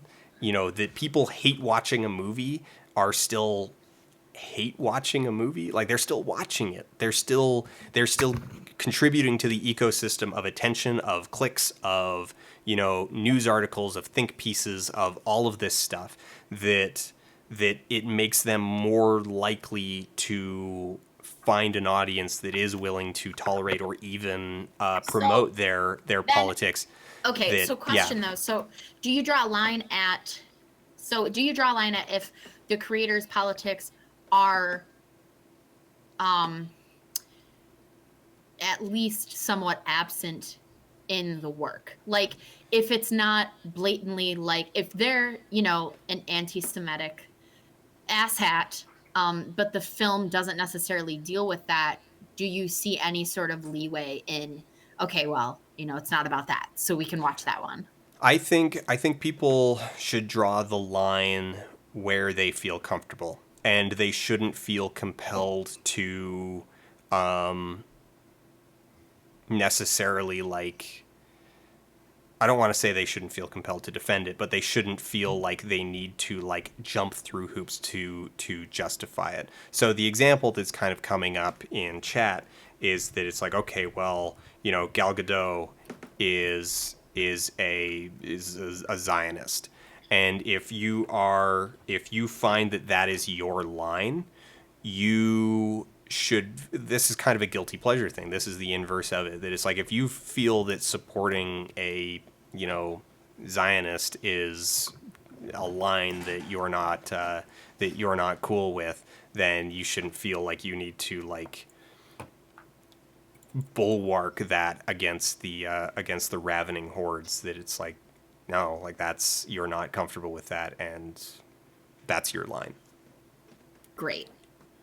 These are some tougher questions. Getting Yeah. into the deep stuff now. Here, we'll lighten it up a little bit. What are your opinions on the American urge to remake foreign films as American films? Some examples were listed as Let the Wrong One In, Girl with the Dragon Tattoo. This was asked by Todd Erickson in chat.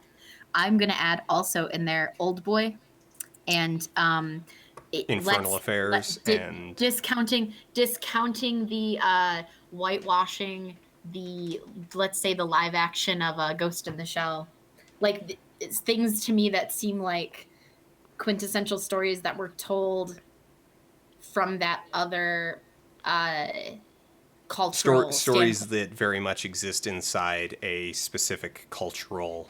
Yes, so like Old Boy, the okay, gosh, spoilers, guys, but So, I'm gonna say it. well, Dan doesn't believe in spoilers, but I'll say it. Old Boy, the involvement of the incest storyline is not something that we have the same cultural views on as the original, cultural context of the film. So like those kinds of stories. yeah. What are your views on those? I think it's complicated, and it changes from kind of story to story, and handling to handling. I think the overall impulse. So this was kind of the original question: is how do you feel about the like trend or the impulse, the Yeah. instinct? Is that I feel it's a predictable byproduct of the industry. I know that's a pretty cynical response, but it's the one that I'm going to go with. Is that it's like, yeah, it's a bad response, but it is a predictable response. And the thing is that it comes from a couple different places. So there is the like just crass commercialism of it, that it's like, oh, here's a thing that was popular, and it's going to be like, it's going to require less investment to develop because we already have something we can point at. Like we have a finished script that Which is provably kind of works as a finished product, Well, and which it's the is same concept of like, okay, we already know that this kind of movie or this yeah. franchise is making money, so let's make five of them. Yeah, so it's like, and so much of like the funding of movies comes down to like mitigating risk. So a movie that already exists is always a thing that that investors will gravitate towards, because it's like, oh, a bunch of the uncertainty is gone, because it's like, we know that this script can turn into a finished movie that people will ostensibly go see. And so even so you have that crass commercial side of it, but then you also have like a lot of these remakes actually come from like fanboyism.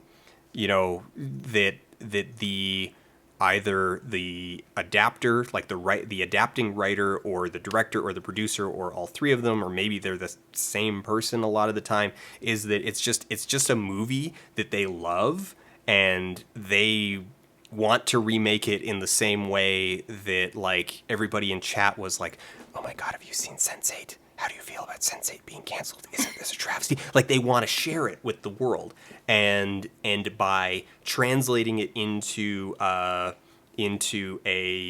local context, and translating it into a local language, that is their way to do it. It's their opportunity. It's the same as like, it's like, oh man, I've got this great band that I love. I'm gonna do covers of their songs, so that y'all are experiencing it, because even if my versions aren't as good as their versions, like you're still sharing this thing with me. And so like there is often a lot of like passion behind the creation of these adaptations, even if that does frequently get lost along the way, just because making a movie is a grueling process. And yeah, so I think there are definitely times where more care needs to be taken, and that just because somebody has passion and really, really likes a property doesn't necessarily mean that they're going to be good at handling the nuances of it. You know, you can look at, like, I can guarantee that whoever they finally rope into directing the eventual North American version of Akira is themselves going to be a honest, huge fan of Akira, because of course they're going to be a huge fan of Akira, but that doesn't mean that they're necessarily going to have the talent or sense to handle the conversion, or even to, and I would say this with Akira, to have the sense to say, like, you know what, no, this is one that we should probably back away from, because if we translate it, the the only thing that this is logically going to do is translate into a 9/11 allegory. Like, we know that that is going to be the end result of it. So we should maybe not. Like, maybe. Yeah. Okay, Yeah. so nope. You No, have no, no. something else? That was me. That was me just like filling space, Okay. like verbally. So we're getting into a lot of personal not about your life, but about your experience in filmmaking questions Okay. now. All right. So Then we're gonna I'm going veer to away from the quickly. general stuff. All right. Then if we're changing gears entirely, then I'm going to go grab a fresh drink, and you can quickly do that mini game that I Oh don't know yes, about. that thing that you have no idea that we do. It's That a I thing. I don't know Yeah. what you're talking about. I have no idea And what it's I'm just talking gonna about either. It doesn't exist. It nothing. doesn't I don't happen. know. Yeah. Okay. Go get your drink. I'll leave Belle behind. Okay, guys, quick, guys. So we have a few minutes. If you've never been to a Dan stream before, this is the point in the stream where Dan is gone. So Crystal, his friend of 11 years, will answer your questions about Dan. Ready, set, go. The story of Dan and I meeting. Okay, so we met actually in game. We played World of Warcraft on the same server. They were in the guild with some of my best friends IRL, and we started gaming together. And one of our favorite pastimes was grouping up to do quests together, or to do quests separately but in the same group, so we could chat with each other. And we would invite random other people to do quests with us, to share, to share items. And we would take turns trying to write the most ridiculous line that looked like it came in the middle of a very wrong conversation, to see if we could make the other person we invited to the group quit. Horde for life, Loktar Ogar, obviously. Dan drunk watches movies. Not that I know of. What RPG class is Amy? Amy is obviously an urban rogue. What does Dan enjoy playing most when he's alone? That's very personal. I don't think you should ask that. That's super personal. We shouldn't talk about that. Can Dan cook? Dan can totally cook. Dan can cook. His favorite thing to cook is a food. It's a good food. Dan, yes, Dan is one of the best tap dancers that I know. He has memorized the entire tabletop section of the tap dance from Singing in the Rain.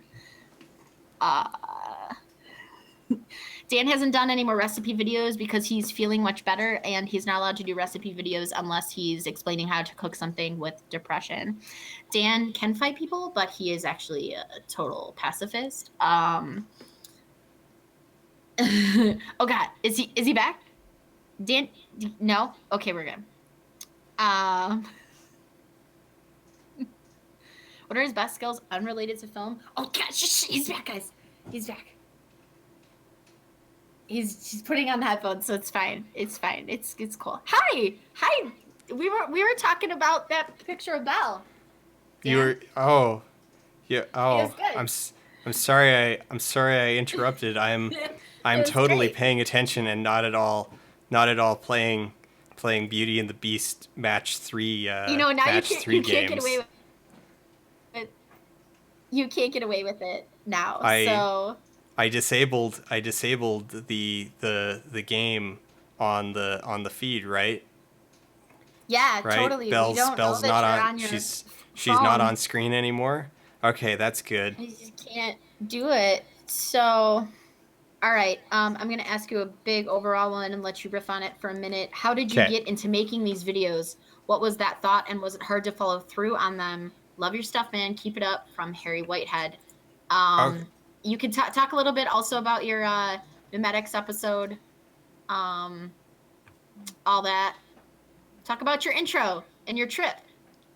Okay, so how it started is I was at the time working at a high school. So I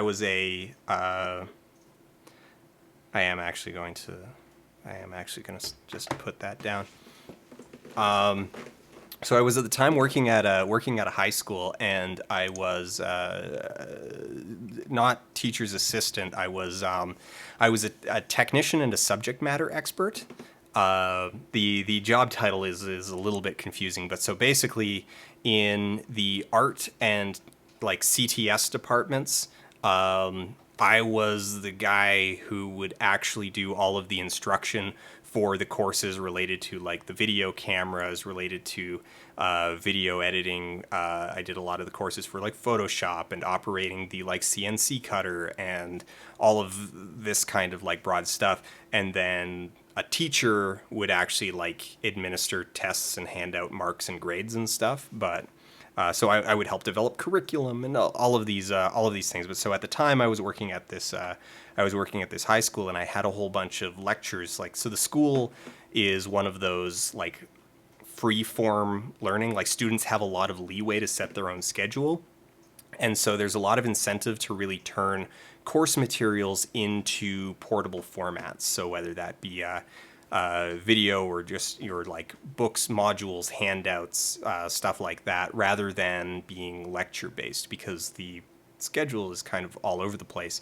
And so I had all of these lessons that I wanted to, these theory lessons that I wanted to turn into video format. And that was the initial impetus for writing the show. I didn't wound up making most of those because my boss at the time was or I shouldn't say my boss. He wasn't my boss, and that's actually part of the problem. My coworker, my coworker who I shared an area with, was a total dick. He was like really abusive, and really made my life there miserable. And so I decided to quit instead and go to Australia and blow all of my money traveling around Australia. And so that's what I did instead. But I still had all The of these. origin story. Yeah, so I still had all of these things written. And so to crack and open, Perfect. perfect. So I still had all of these things written, and I still had this idea, and I still really liked it. And at the time, I was watching a lot of That Guy with the Glasses, and there was very much parallel to this. There was this feeling that the crew on That Guy with the Glasses was not treating film and film criticism with the respect that they could. Like that jokey jokes, and particularly humor that was rooted in anti-intellectualism, was so pervasive that I actually kind of felt offended by it. That it was like, no, like that pretending to be stupid and pretending to not understand what's going on in a movie, and just constantly falling back on what kind of responses was like, no, man, like, look at this. Like, you could make so many, you can still joke about this, but you could make so much more pointed jokes and like better jokes if you actually engaged with what's going on instead of just pretending that you're like shocked by it. Because the thing is that if you just pretend that you're shocked by it, that like if you pretend that you're like shocked by something that's going on in oh dang it, I'm forgetting, I'm in like Fievel Goes West. What are you going, which has some really weird moments, but if you're like, oh my god, if you're like freaking out over this, like even comically, like if you're comically freaking out about that, like what are you going to do when you come across something like Cremaster? What are you going to do when you come across something like Enter the Void, where in theaters there was a 40-foot tall penis thrusting towards you on screen? Like, How are you gonna thinking deal with about like that? how are you gonna, like, what are you gonna do when you're put into like scenarios that like are actually trying to like really push you? Because a lot of the stuff that they were watching, like, yeah, a lot of it was just like pop culture garbage, and like, yeah, some of it gets kind of weird. Brave Little Toaster gets strange at times, but But but it's far from the bottom of that well. And so I kind of felt like, okay, you know what there is a whole gap for. You know what, the gap in the market as I saw it at the time was there more stuff that engaged with the movies as they were, rather than just looking to make fun of them, and ones that actually, like, so just, yeah, so that was my thought process. And then by the time I finally got around to actually making them in so I did the semiotics test run while I was in Australia, just on my webcam, and that one, it went okay. But then in 2011, when I started actually making them, by that point, Lindsay and Kyle had started moving away from their shtick as well, so they were also starting to do more and more that was engaging with the on an work as it intellectual was. level rather Yeah, than like a reactionary rather level. yeah rather than just a like purely reactionary, mugging for the camera sort of way. So they had already started shifting in that direction as well, and so it really it it was, I guess, just like right time. Like I was not alone in noticing that that was a hole in the market. And yeah. Awesome. So another kind of broad overall, I feel like you maybe have talked about this on a video, but why don't you give everybody a quick rundown of like your setup when you do like maybe a couple pieces of equipment that you use, um, kind of generally how you go about making your show. Huh. I wonder. I'm suddenly starting to like wonder if how mobile I could make the setup. How could you show everybody your little studio Like, could I unit? could I actually like just, it's like, all right, is do I have an HDMI cable long enough to get in there? And I think I might actually. It's possible. I'm I don't know if it'll quite get there though, is the thing. And so tech wise, my main setup uses a I can go get a couple. I'll be right back. Great. Is he gone? Guys, is he gone? Okay, so he's gone. So quick, everybody, we have another couple seconds of Crystal talks about Dan. So everybody ask questions. If you got questions, now's the time. If post-haircut Dan fought pre-haircut Dan, pre-haircut Dan would win because his beard was like hermit levels of epic and awesome, and it would definitely overpower his current beard. uh, if I fought Dan, I would definitely win. Mostly because I don't think Dan would genuinely fight me. Like, I think Dan would be like, whoa, I'm not going to hurt Crystal. And I would just all out, oh, Amy's back. Okay, guys. Shh. Don't tell Dan that we're talking about him. That's not what we shouldn't do that. Oh no, he's still not here. Dan's cutest puppet is Foldy. Foldy is my internet boyfriend. Foldy is my internet robot boyfriend. I want to take him on a date, but he is yet to come to the United States. So unfortunately, I don't get to date Foldy. So there's that. No, I thought he was back holding out Amy. I thought he was coming back. I cannot tell you what Dan's hidden weaknesses are. That's just like giving you guys too much power over the Dan. Like Dan keeps those close to his chest. Foldy is so cool. Or why is he so cold?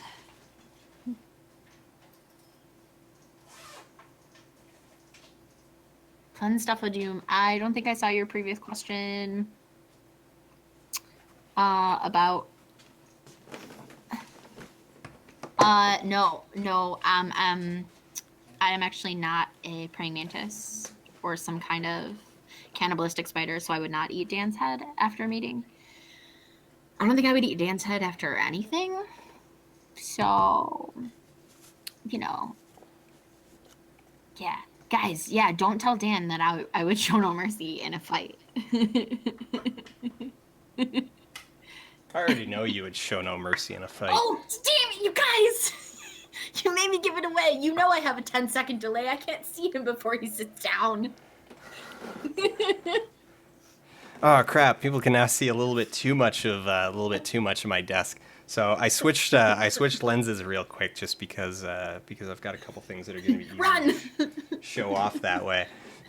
Cheese it, boys. It's the fuzz. That's it. Cheese it, boys. It's the fuzz. All right. It's the kappas. Cheese it, boys. It's the kappas. Okay. So, there's a couple filters and stuff. So my main setup these days, the primary camera that I use is actually the one that we're using right now.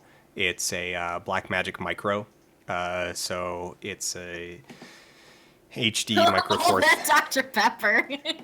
Yeah, let's just get those cans out of the way, and you can see I've First, got a bunch of I should remotes have and my own tape stream. and a little mini screwdriver and game, and there's my like digital calipers and a water glass and a bunch of other stuff, and then there's even more things that are actually like it's bad. I need to clean up. So Apparently, what I did need say? my own stream. So the Blackmagic Micro, which it's a Micro Four Thirds mount, HD raw capable cinema camera style camera. It's really good for my purposes, but it's got some. It's not really a beginner camera. There's Amy. Hey Amy. I also have a cat mewing on my end. Hold up the Amy, maybe the other cat will also come meow. Hey Amy. Hey. So that's my camera. I used to use a Canon 6D was my previous primary camera, and I still have it, but I use it these days mostly for stills, which is actually its intended use, and it's better for that. Also for the occasional job.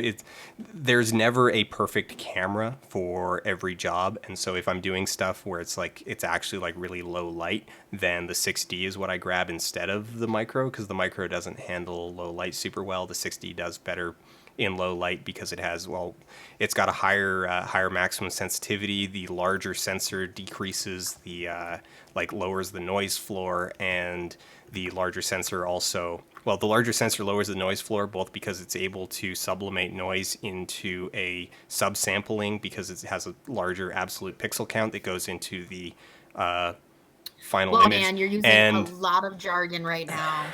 And it also just by being a physically larger sensor, it also is able to capture more photons in terms of absolute value, and so the exposure rating at a given light level is going to be better on a larger sensor than it is on a smaller sensor.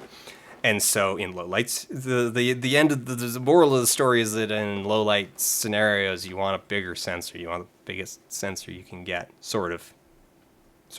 It's complicated. There are diminishing returns because eventually you hit a sensor that's so large that you end up needing much higher like much smaller apertures, much higher f-stops in order to achieve a functional depth of field.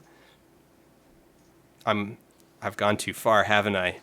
I've uh, uh, I need to, Okay, okay. bring it back. All right. Bring it back. So So you do. so the main camera that I use is the Blackmagic Micro, and the standard lens that I've got on it most of the time is a Rokinon T22 16 millimeter, which I got it with the Canon mount. So one of the beautiful things about the Micro Four Thirds system is that Micro Four Thirds lenses are themselves not super great, but because the flange distance on the mount is so short, you're able to adapt virtually any lens that has ever been made down to Micro Four Thirds. It's great. So I got the Rokinon 16 millimeter, and so this one also, if I'm shooting on a C100, which I end up doing quite frequently on corporate gigs, if we need a really wide lens, this will do it, and it'll still cover the entire sensor without vignetting. It also adapts onto the Sony FS7 and FS5 with basically the same results because they also have a Super 35 sensor. And so this is a Super 35 lens that then goes down to the Super 16 sensor in the micro, and rather than being an ultra wide, it becomes a fairly neutral. Like this is roughly equivalent to your nifty 50. And yeah, so that's the main lens I use, and then I have this little baby with modified. I added this cork to the bottom because I was getting tired of it rotating. So this is a Tascam DR60D. It's I use this as both a audio recorder when I need dual system, as well as a general sound interface when I don't need dual system. Because by using this, so this will provide phantom power. Like this is actually pretty good. Like so this one, or it's upgraded. So it has a version 2 that's out now, as well as the 70D and the 70D Mark II. They're pretty good. Their price point, they're great for their price point. The main downside of them is that the pots on them, they have digital pots rather than analog pots. So even though it looks like, so when you're turning the They have potions. That's he's talking about potions. no, I'm talking potentiometers. I'm talking potentiometers. They're called pots. It's got pots, fresh pots, fresh potentiometers.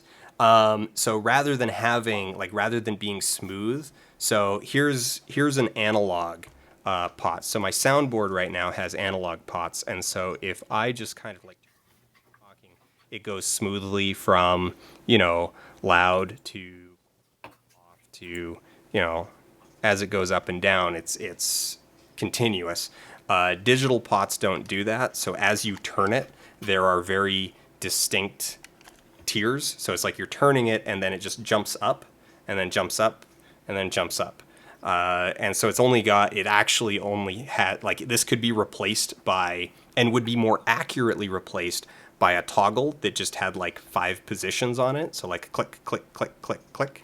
And that would be more accurate, but it would feel less satisfying. So that's the one downside of these. But at $200, considering that the cheapest option that does everything that this does, that has analog pots, is like $1,200. It's a pretty good deal. And the preamps on it, like even with the digital pots, like the preamps on it are good. It's solid. It's cheap but not cheap. It's inexpensive but not cheap. So this was a really good value. And in fact, renting this thing out, like this thing is paid for itself probably like 20 times over at this point. Yeah, I love this thing, but I am kind of looking to replace it. So even when I'm not using it as a recorder, I am using it as an audio interface. So I actually have, it's not sitting at hand, but basically I use this to hook up my microphone. The main one that I use for shooting is this one. It's a Rode NTG2. If you're looking to get a shotgun mic for not a whole ton of money, then this or the NTG1 are the mic that you're looking to get, because they're fairly inexpensive, like compared to like a Sennheiser or a Neumann that's going to cost you like, you know, thousand to thousands of dollars.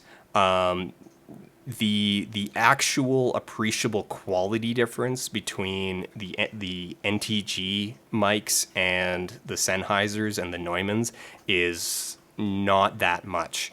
And so this is basically your industry standard shotgun mic. Like you will find this not for like filmmaking, but for like indie filmmaking. Like these are all over the place. You find them tons in documentary. Like this is your go-to for documentaries, for news crews, for stuff like that, for corporate video, like these Rode NTG mics, because they've got really good quality. They have amazing quality for the price point. And considering that this was only a little bit more than the Apex mic, the Apex shotgun mic that I got, that is like garbage and awful and hisses and has just like a ton of just problems with it. Like this thing was amazing. I do not regret this one at all. It sounds great. The difference between the NTG1 and the NTG2, the only real difference between them, the only difference between them actually, they are otherwise exactly the same, except the NTG2 has this battery bay so that you don't need phantom power. You can just power it off of a single AA battery. The NTG1 is shorter. Like actually the NTG1 is literally just that part of the mic. Like it literally just is everything except for this battery portion on the back, but you need phantom power in order to power it, and so that becomes a limitation, because so the Tascam, it'll feed phantom power, but obviously it'll use your battery faster. It's over there right now, but I've got a USB, like basically I've got a battery extension on this, because otherwise it just uses like 4 AA's, and these will do okay. Like they'll last about 3 hours at regular use, but I prefer them as a fallback, because if I use a battery extension, this thing will last about 16 hours. And you may notice that 16 is a lot more than 2. Just a little bit. Yeah, so like when I was shooting Expo, I would turn this on in the morning with the battery backup and just not turn it off like for the rest of the day. That way I didn't need to, like, if something was happening, it minimized my ready time, because I could just hit record and start going, and audio would start coming in. I didn't have to wait to, like, okay, power it up and then confirm that you want, like, are you sure you want phantom power on, or is this, you have a USB device attached, is this for bus storage or bus power? And it's like bus power, and you got to click through a bunch of options on startup. So being able to just leave it on all day long is great for documentary film. So that's kind of my audio setup. But then, so the mic goes into the recorder, and then the recorder I just use a loop through into the camera, so that I end up with synced sound already on the files, and I don't need to sync them in post, except for important stuff. Then I do all of it. I'll record on the recorder and also loop through, so that if there is any problems with the mix down that ends up on the camera, I can go back to the high quality originals on the recorder. But I otherwise then don't need to sync. Then I only need to sync if there's problems, instead of syncing everything all the time. And I'm gonna change this lens back, because the reason why I switched it is because I wanted to show this one as a, like, prop.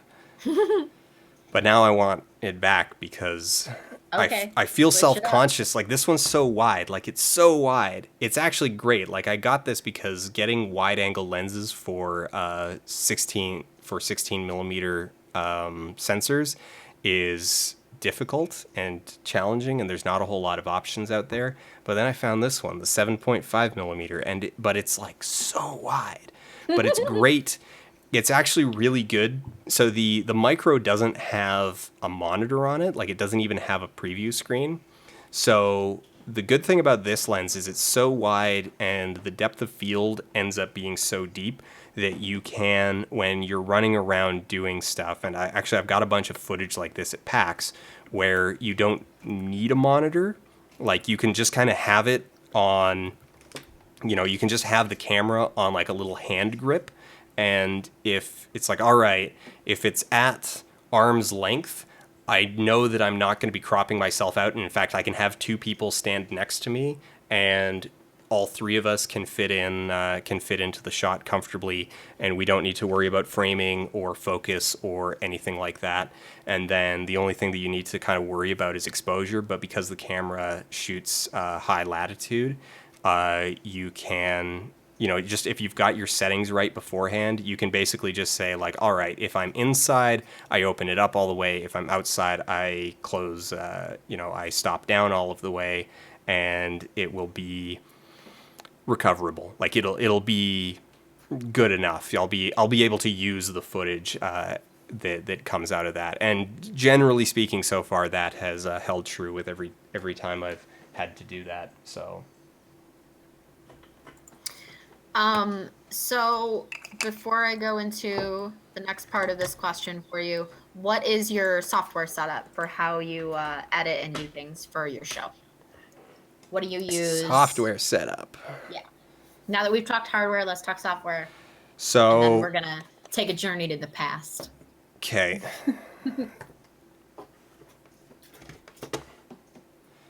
Hey, you're back to like normal size you on my feed. Yeah, there we go. So software setup. My main editing is all done in Adobe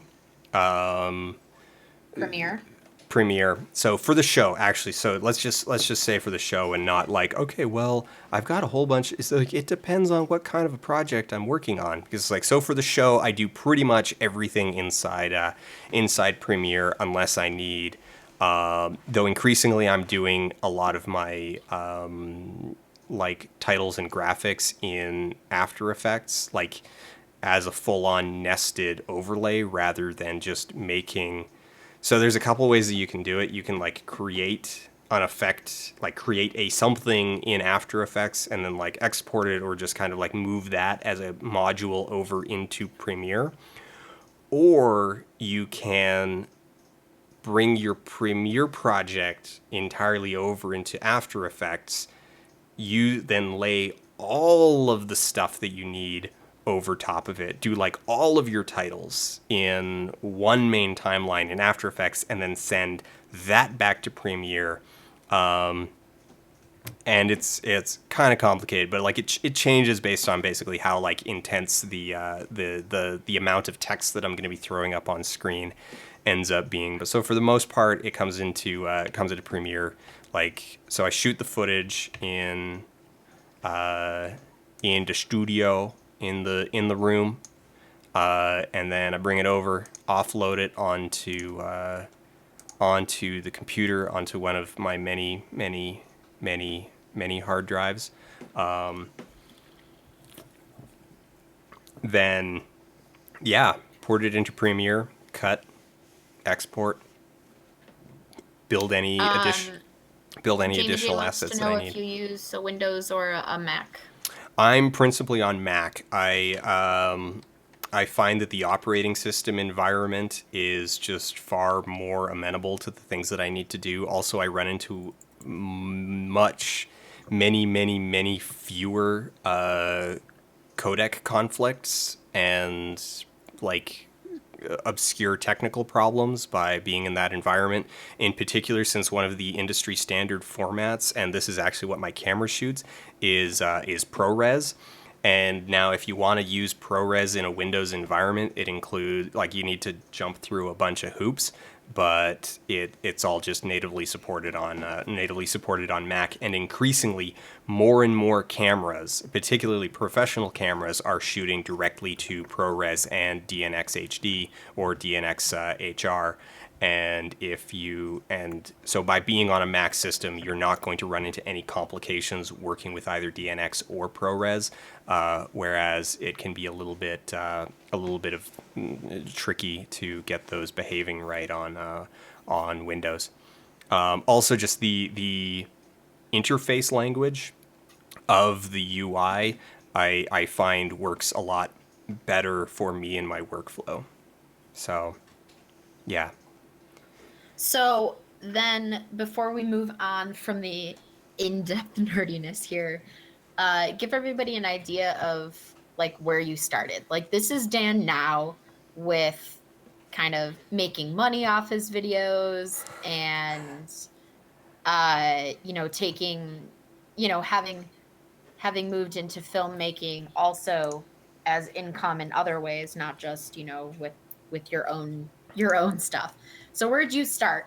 Maybe not as far back as like I think it was your webcam you made semiotics with, but maybe like early days of Blip. So What was your setup then?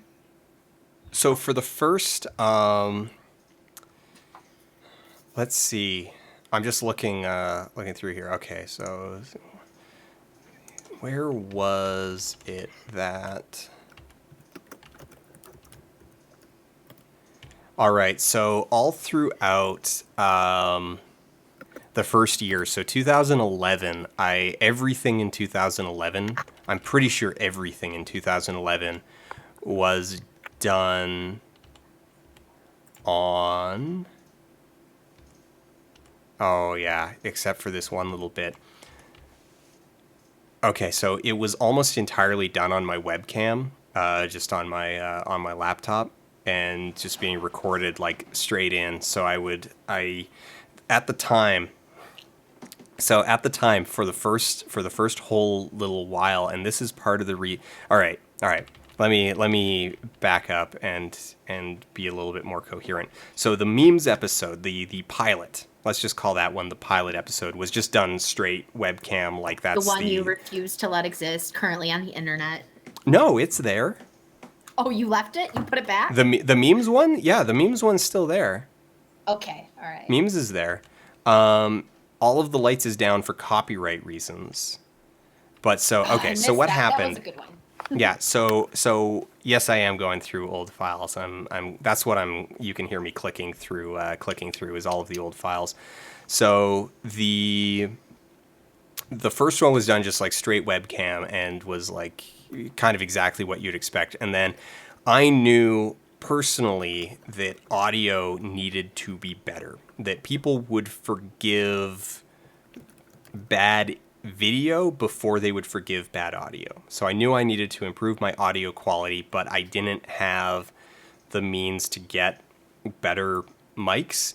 Also, I was having a lot of trouble. Like, one of my main personal criticisms with the memes episode was that it was super obvious that I was just reading off of the screen that I was sitting in front of, and I wanted to fix that. And also, looking at the environment of Tig, and we've talked about this a whole bunch before, is that I needed a gimmick to stand out, and I didn't feel like that just being not riffy was going to be enough of a gimmick, and so I decided on the puppet thing. I was gonna say, if you call my internet boyfriend, robot boyfriend Foldy, a gimmick, he was a gimmick in part, but now here's the thing: is he solved a number of problems because he meant that I didn't need to worry about my face. Obviously reading, which meant that I could solve a problem with performance where I could just print out the script, and then with the printed script, I could then just read it straight up, which meant that I could write more complex structure into the script because I wouldn't need to repeat them, like I wouldn't need to have to memorize them or anything like that. And it also then wound up inadvertently also helping me with an audio problem because it was like, all right, well, I don't have the means to get a better mic. I don't have the means to get a shotgun mic. The only mic I had that was better then the webcam mic was a Rock Band USB microphone, which turns out is actually like it's just a Logitech, mic, Rock Band branded. So it's just a Logitech USB microphone, and they're actually not that bad. Like they're not great, but it's actually like the microphone that you get in a Rock Band kit is actually like a $60 mic that they don't charge you $60 Oh, for. that's I good mean, to know I because I guess it have just like 4 of those. yeah. So like, I mean, it only costs Logitech. Like, it doesn't cost Logitech $60. Like, they've got great overhead on them. Like, whatever. But yeah. So that was the mic I had. But it's obviously like it's a vocal mic. Like it's meant, it's meant to be held like this. You're supposed to be like just a couple inches away from it, or kind of at most like here. You know, so that's a problem if you're going to be talking on camera and you don't have a stand, you don't have all this other stuff. So what I did is I took some it changed pretty much from week to week. It was kind of whatever I could get. Like once for a while it was ribbon, and then it was twine, and then it was yarn. But so I took the mic and I tied it around, one side, and then looped it around my neck, and then just like tied it off. And I actually got this idea from watching, I went back and rewatched like the Frost v Nixon interviews, and I was like, and at the time, and actually a bunch of old Mike Tyson interviews, and so like back in like the 60s, like the 50s, 60s, and even into the 70s, like they were doing this, whereas like this is how you mic'd people on talk shows, is they had these microphones that they wore around their neck like a necklace, and it just sat in the middle of your chest, and I was like, oh well, I could do that. Like that would work. Like there's no reason, mic, but giant. yeah, it's like a clip-on mic but giant, and it's like there's nothing about the technology that's changed. It's just out of vogue because it's ugly. And if I'm not going to be on camera, that doesn't matter. So that's a great solution to my problem. So I would just use this twine to like hang this Rock Band mic around my neck as I read the script and held Foldy up and worked him as I was sitting under my desk, because my laptop was still just sitting up on top of my desk, and I'd kind of prop my arm on my computer chair and just work it like that. And so that was pretty much all of 2011 was done like that. And then Okay, so now you guys in chat can see the origin stories. You hear Dan being a big old nerd talking about all his fancy equipment, but you heard it here first. His channel started with him sitting on the floor with a piece of twine and a Rock Band USB mic. yeah, and so then sometime, like, so it was actually for the Cremaster episode, I needed to do this little skit. I had written this little skit, but it involved going outside, which the laptop just wasn't going to work for. And so I borrowed a Vixia Handycam off of a friend, and wound up using that to shoot that, and then didn't return it for like a year and a half. So even though like the rest of season 1 is all recorded on the webcam, season 2, so the stuff in 2012, well, I guess it actually technically started like November 2011. The stuff from there was then I started shooting it all on this borrowed camcorder, and I hate that camcorder so much. Like it let me do HD because it, like, so the webcam was only standard def and 4:3, and it's like, okay, well, I need to improve my technology in at least some way. So I had this Handycam that I was borrowing and had like no real intentions of returning anytime soon until asked, and so I just started like using it. And for a while I was using the onboard the onboard microphone on the camera. There's also a few like in late 2011 where I was kind of just recording like the intros and outros, and it was kind of a little bit all over the place.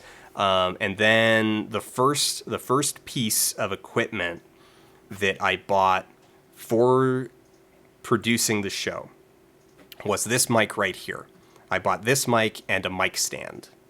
And the reason I got a studio mic is because I was recording off camera, and I was using these kind of like weird janky setups. Also, moving to the Vixia, I couldn't do the hang it around my neck thing anymore, and it was all kinds of janky. But so I got this mic and the soundboard and a stand, and that was the first pieces of equipment that I bought specifically for the show was this microphone, and this one's done me pretty well. So they don't make it anymore. It's a Apex 415. They've replaced it with a different model, So but yeah.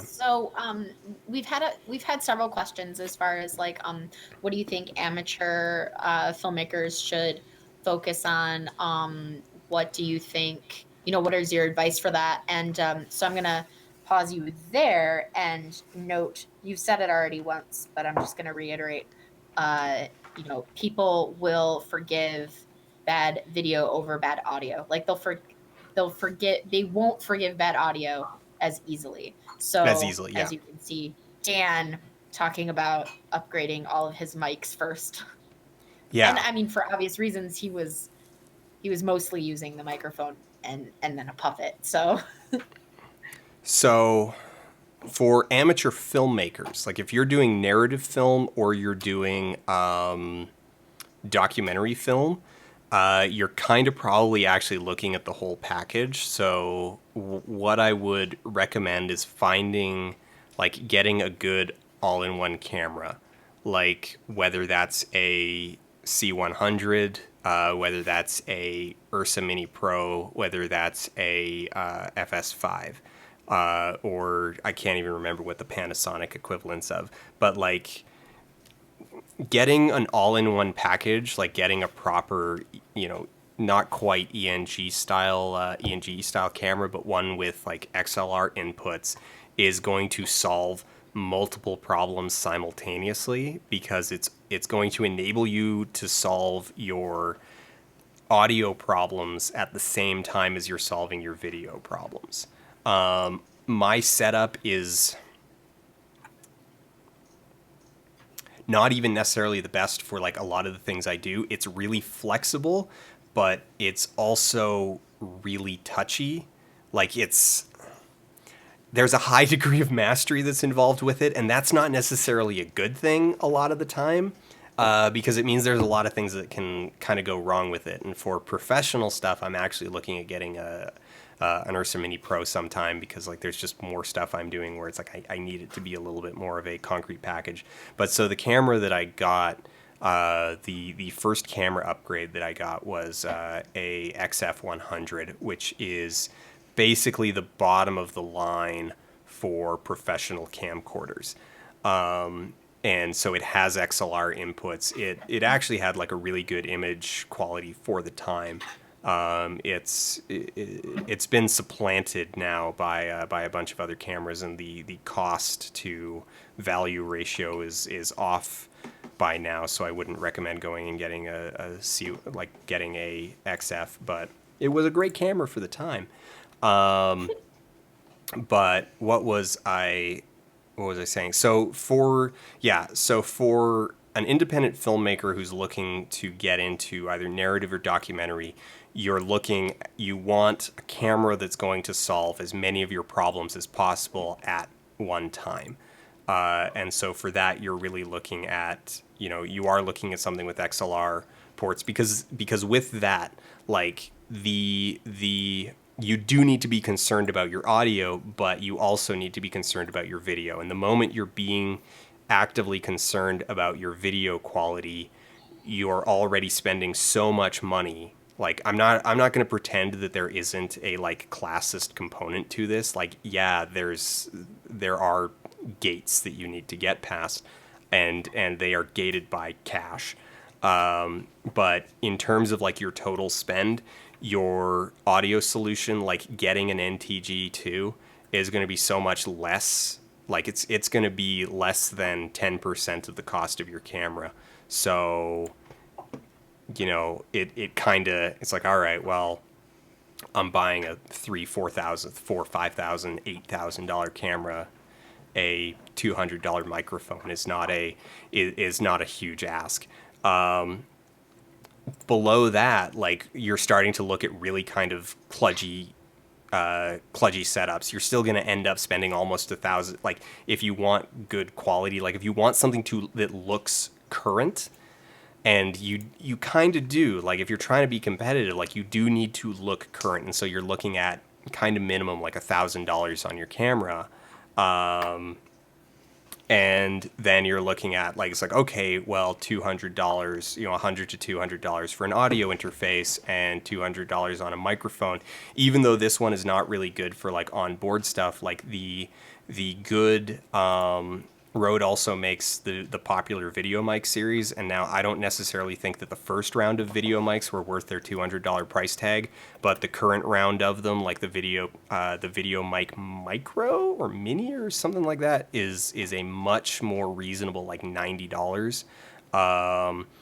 That is good for the quality. I mean, they still behave like an onboard mic, and they're still like awful if you need to get any kind of like remote boom mic or anything like that, which you should. You should always look at solutions that let you get the mic as close to the person talking as possible. But I'm rambling a little bit now, but you're gonna start ending up with a very piecemeal, kludgy system, and that's not bad. Like, there's a lot of people who are making a good go with that and producing good stuff, and I've done a lot of stuff with that kind of a setup, and my current setup is also like pretty modular. It has its downsides though. Like, it definitely has its downsides. If you want to do like video review style stuff, if you want to do online video, I would actually recommend at the bottom end, like, let's assume that you've got like nothing to work with. Then I would recommend, think of a format that doesn't necessarily require you to be on screen. Whether that be, and yeah, like that can even be, I would point to Leon Thomas's series Renegade Cut. He doesn't call attention to the fact that he isn't on screen. He doesn't use like an avatar in the way that I Hate Everything does. He just presents it, and I would recommend, like, look, if you don't feel like being on camera, or you can't afford a even remotely acceptable camera, like, and if you don't have a webcam that does at least HD, then yeah, think about a format that is like just audio only, and then invest in a pretty decent microphone. And the thing is that these days, like, blue microphones, so the Yeti and the Snowball, are like really high quality for I love my a Snowball. pretty I've acceptable had it for cost. years, and other than having issues with getting it to work with these streams via my mobile little Chromebook, it has been like one of my favorite techie periffs that I've ever owned.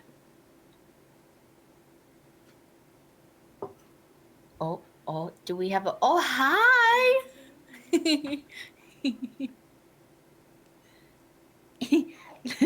Look at that little cat loaf. Also, I would recommend everybody get a cat. Great. Adopt a cat. So I'm going to have to wrap up soonish. So I have one last good one that's kind of an inspirational themed question. I actually have a lot of other ones saved, so I'm thinking we could probably do another stream, or if you really want to just stay on with everybody, I can send you a doc with No, I some think stuff that if I've saved. you've got to wrap up, we should probably wrap up, because that's a good signal to me. Otherwise, I'll just You'll just keep talking forever. Great. I would yeah, love and to I'll do destroy another one my of these, voice though, again. and I think there's definitely some demand for it. Um, I think we were at like 350 was like our max people hanging out and watching, Oh, which is pretty really? solid. I Yeah. mean, that's actually more than the average for the game streams. Nice. Well, maybe it's Like because a you little. always I mean, play it's a little terrible bit games. higher. So, Like, yeah. I mean, it's a little bit higher, but it's higher. I was actually expecting like a little bit lower. I was thinking we were gonna get like 150, but no, but but no. no. Okay. So here's our closing question, and then I'm gonna save the rest of these for our second filmmaker question stream. Holy Mackerel the Third asked if you have any tips on enthusiasm. The thing they find hardest is getting started writing or planning, and have trouble following through on projects. I know that this is something a lot of creative people face. I'd really like to hear you talk about how you deal with follow through and possibly schedule, and when you don't manage to keep up with those things, how you deal with that. So I wish I had them still. Like I don't keep them on my desk anymore, but I used to. I have these two little plush toys that I made. Like they're just basically little like gingerbread men that I made out of just some scrap fabric that I had lying around, and they're awful. They're terrible. They're ugly and lopsided and hideous. But I kept them on my desk for years because they were part of a project that I started about a year before I started making the show, which was a a motivation project. And what it was you come up with a task, a creative task, and then you have 24 hours to complete that task. And at the end of that 24 hours, whatever state it is done. It's considered done. And so where this came from is I had so back in high school I had these creative writing classes that I took, and what I had started to notice is that nobody was ever finishing anything. Is that everybody, when it would come like time for like group sharing, everyone would be like, all right, well, this is a novel starter, but here's the first half of the first chapter. And then they would share their thing. And I was doing this too. Like I am not blameless. I would do this too.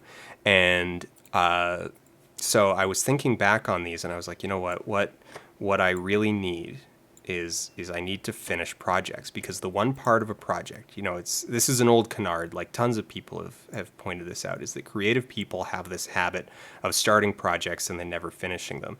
And what I had realized is that is skill building, is that you are learning how to start projects, and you get better and better at starting projects.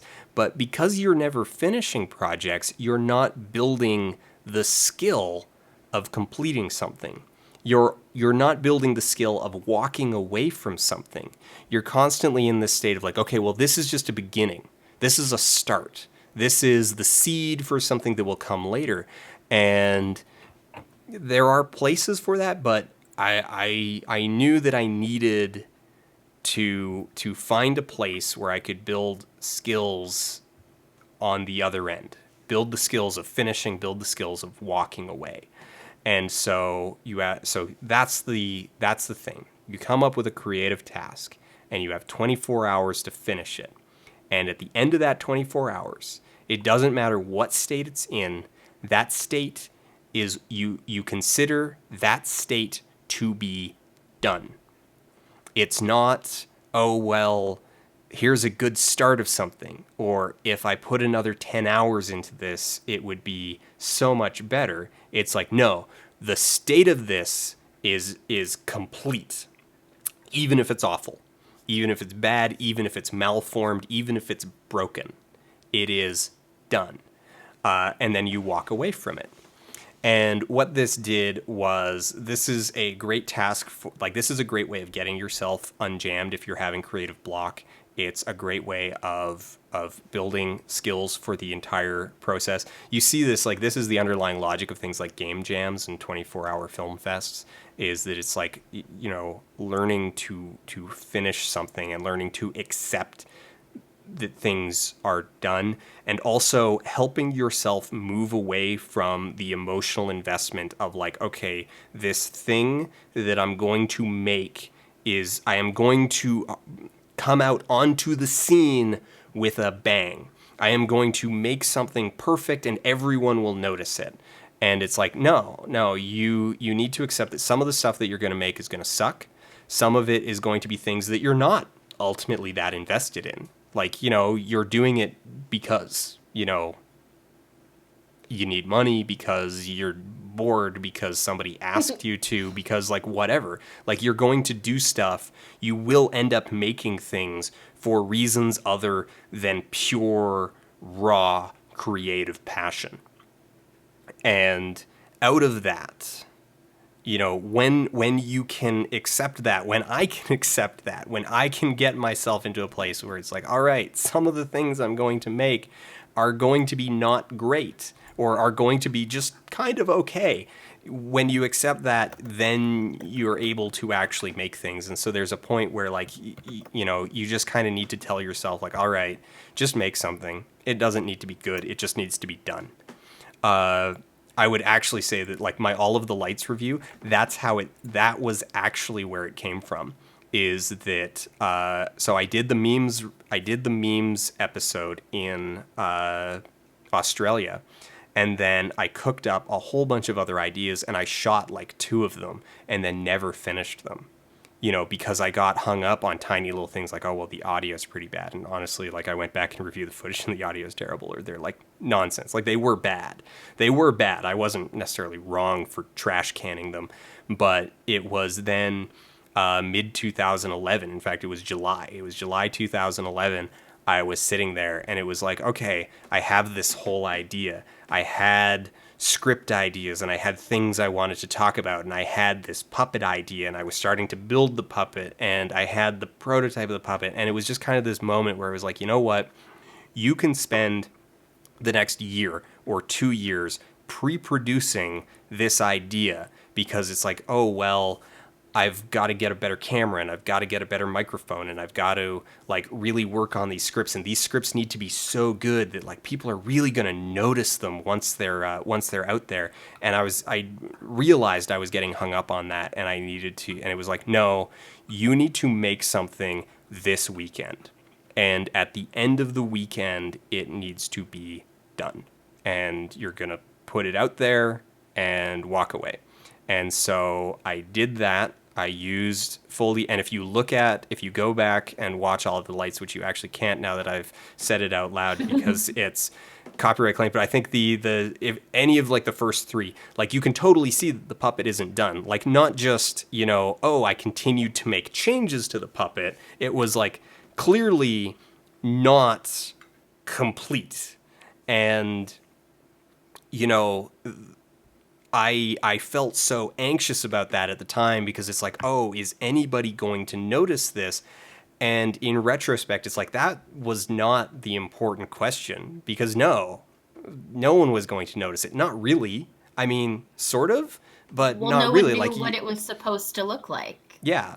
And so it was like, well, no, it ultimately did become part of a like building process. And, I mean, I still go through this all the time. Like I get a huge influx of people through one source or another, and I go, and I start then getting super worried about like the thing that I put out after that. Like, oh, it needs to be like better. Otherwise, all of these people are going to realize I'm a fraud and they're gonna run away. And it's like, that's not actually that big of a risk. Like people are willing to hang out through a lot of things, and like keeping things proportional in terms of like what the stakes actually are. That is like, nah, the stakes are not that high. You're not talking about like, oh, well, they gave me $150 million budget. I better produce something that's actually like good, or they're never going to hire me again. It's like, you're making videos for the internet. Like, you're going to have to put out a couple before anyone like really notices you. And if you put out 10, 20, 30, 100 that are like really kind of bad before you hit your stride, no one's going to care. Like no one's going to hold you to it. No one's going to, like if you get that one that's like where you just nail it and like it gets posted everywhere and everyone shares it, no one's gonna like, yeah, people are gonna dive through your backlog, but no one's gonna go, oh man, your old stuff's terrible, unsubscribe. You know, they're gonna be, it's like, oh well, I already subscribed for the new stuff. Like presumably the new stuff's gonna be up to the quality, or at least in the neighborhood of the quality of the newish, like of whatever they signed on for. And so, just kind of go Like you're only from ever there. you're only ever gonna improve. So Yeah, in so theory, yeah, like that makes ideally, you're only ever going to improve. okay. So, Fingers crossed. so to make that short, how to get over that hump is to make Just make. something, just make something. And I would actually like really recommend like pet projects will kill you. Pet projects will put you in your grave.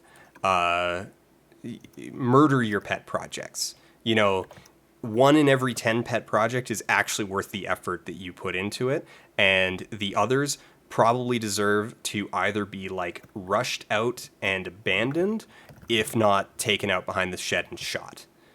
Like most of the ideas that we get fixated on as pet projects are not nearly as good as we think they are. I mean, most of my, like, I've gone back and looked at some of my, like, my babies. This, like, someday, this, I will carve this into a perfect finished form. And I go back and I look at my notes and I look at, like, everything that I was working on. I'm like, God, I can't believe I thought this was my, like, thing, that this was going to be the thing that was going to make me. And it's like, no, this was an awful idea. I'm probably better for having not made this. So yeah, if you find yourself becoming fixated on a project, it is actually statistically a good sign that it's a bad project and you should walk away. Like that sounds so bad, but it's like, no, kill your babies and kill your heroes. Okay, so to sum up the final question, guys, just make shit, Just kill your make it. babies, Yeah. kill your heroes. Yeah. You heard it here from Dan. This is his advice for pushing forward. So yeah. All right, it's been a really good stream. I have questions saved for another one. We'll have to schedule that. Excellent. And we'll get back to it. We're gonna abandon you now. I'm gonna make you abandon them with me, so you actually go to bed. It's only 9 o'clock out here, so but I'm gonna try to get some work done, and by get some work done, I mean I'm probably gonna end up like You're gonna tweeting a whole keep playing bunch. mobile games, and Or I'm gonna, streaming them. oh man, hey, that's, you know what? Now No. that you've mentioned that idea, that's you can capture them and tweet them, but there will be no mobile game streaming unless we get it all over at one time. Oh, so Another night. I'm actually doing really bad on this level because I wasn't paying attention to anything that's going on. I've only got like 4 moves left. Okay, and that's it. I'm leaving. I'm so, leaving you. All right. I'm all right. leaving right now. So, Crystal, thank you so much for moderating this and co-hosting here. That was a lot of fun. I'm glad that we've got more for later. I'm glad so many people came out, and I hope you all had a great time. And look, Belle is very disappointed in me. I am also very disappointed in me. I'm awful. My stuff sucks. You should all unsubscribe. Kill your heroes. Kill your babies. Just make things. And good night, I guess. Should I click that button? The stop streaming? Click it off. Just all stop. right. Just all stop right, clicking that. Click. Okay. All right. Click. All right, I clicked it. I didn't actually click it. You clicked it? You No, I officially didn't. clicked? No. Dang it, stop it! I just closed it.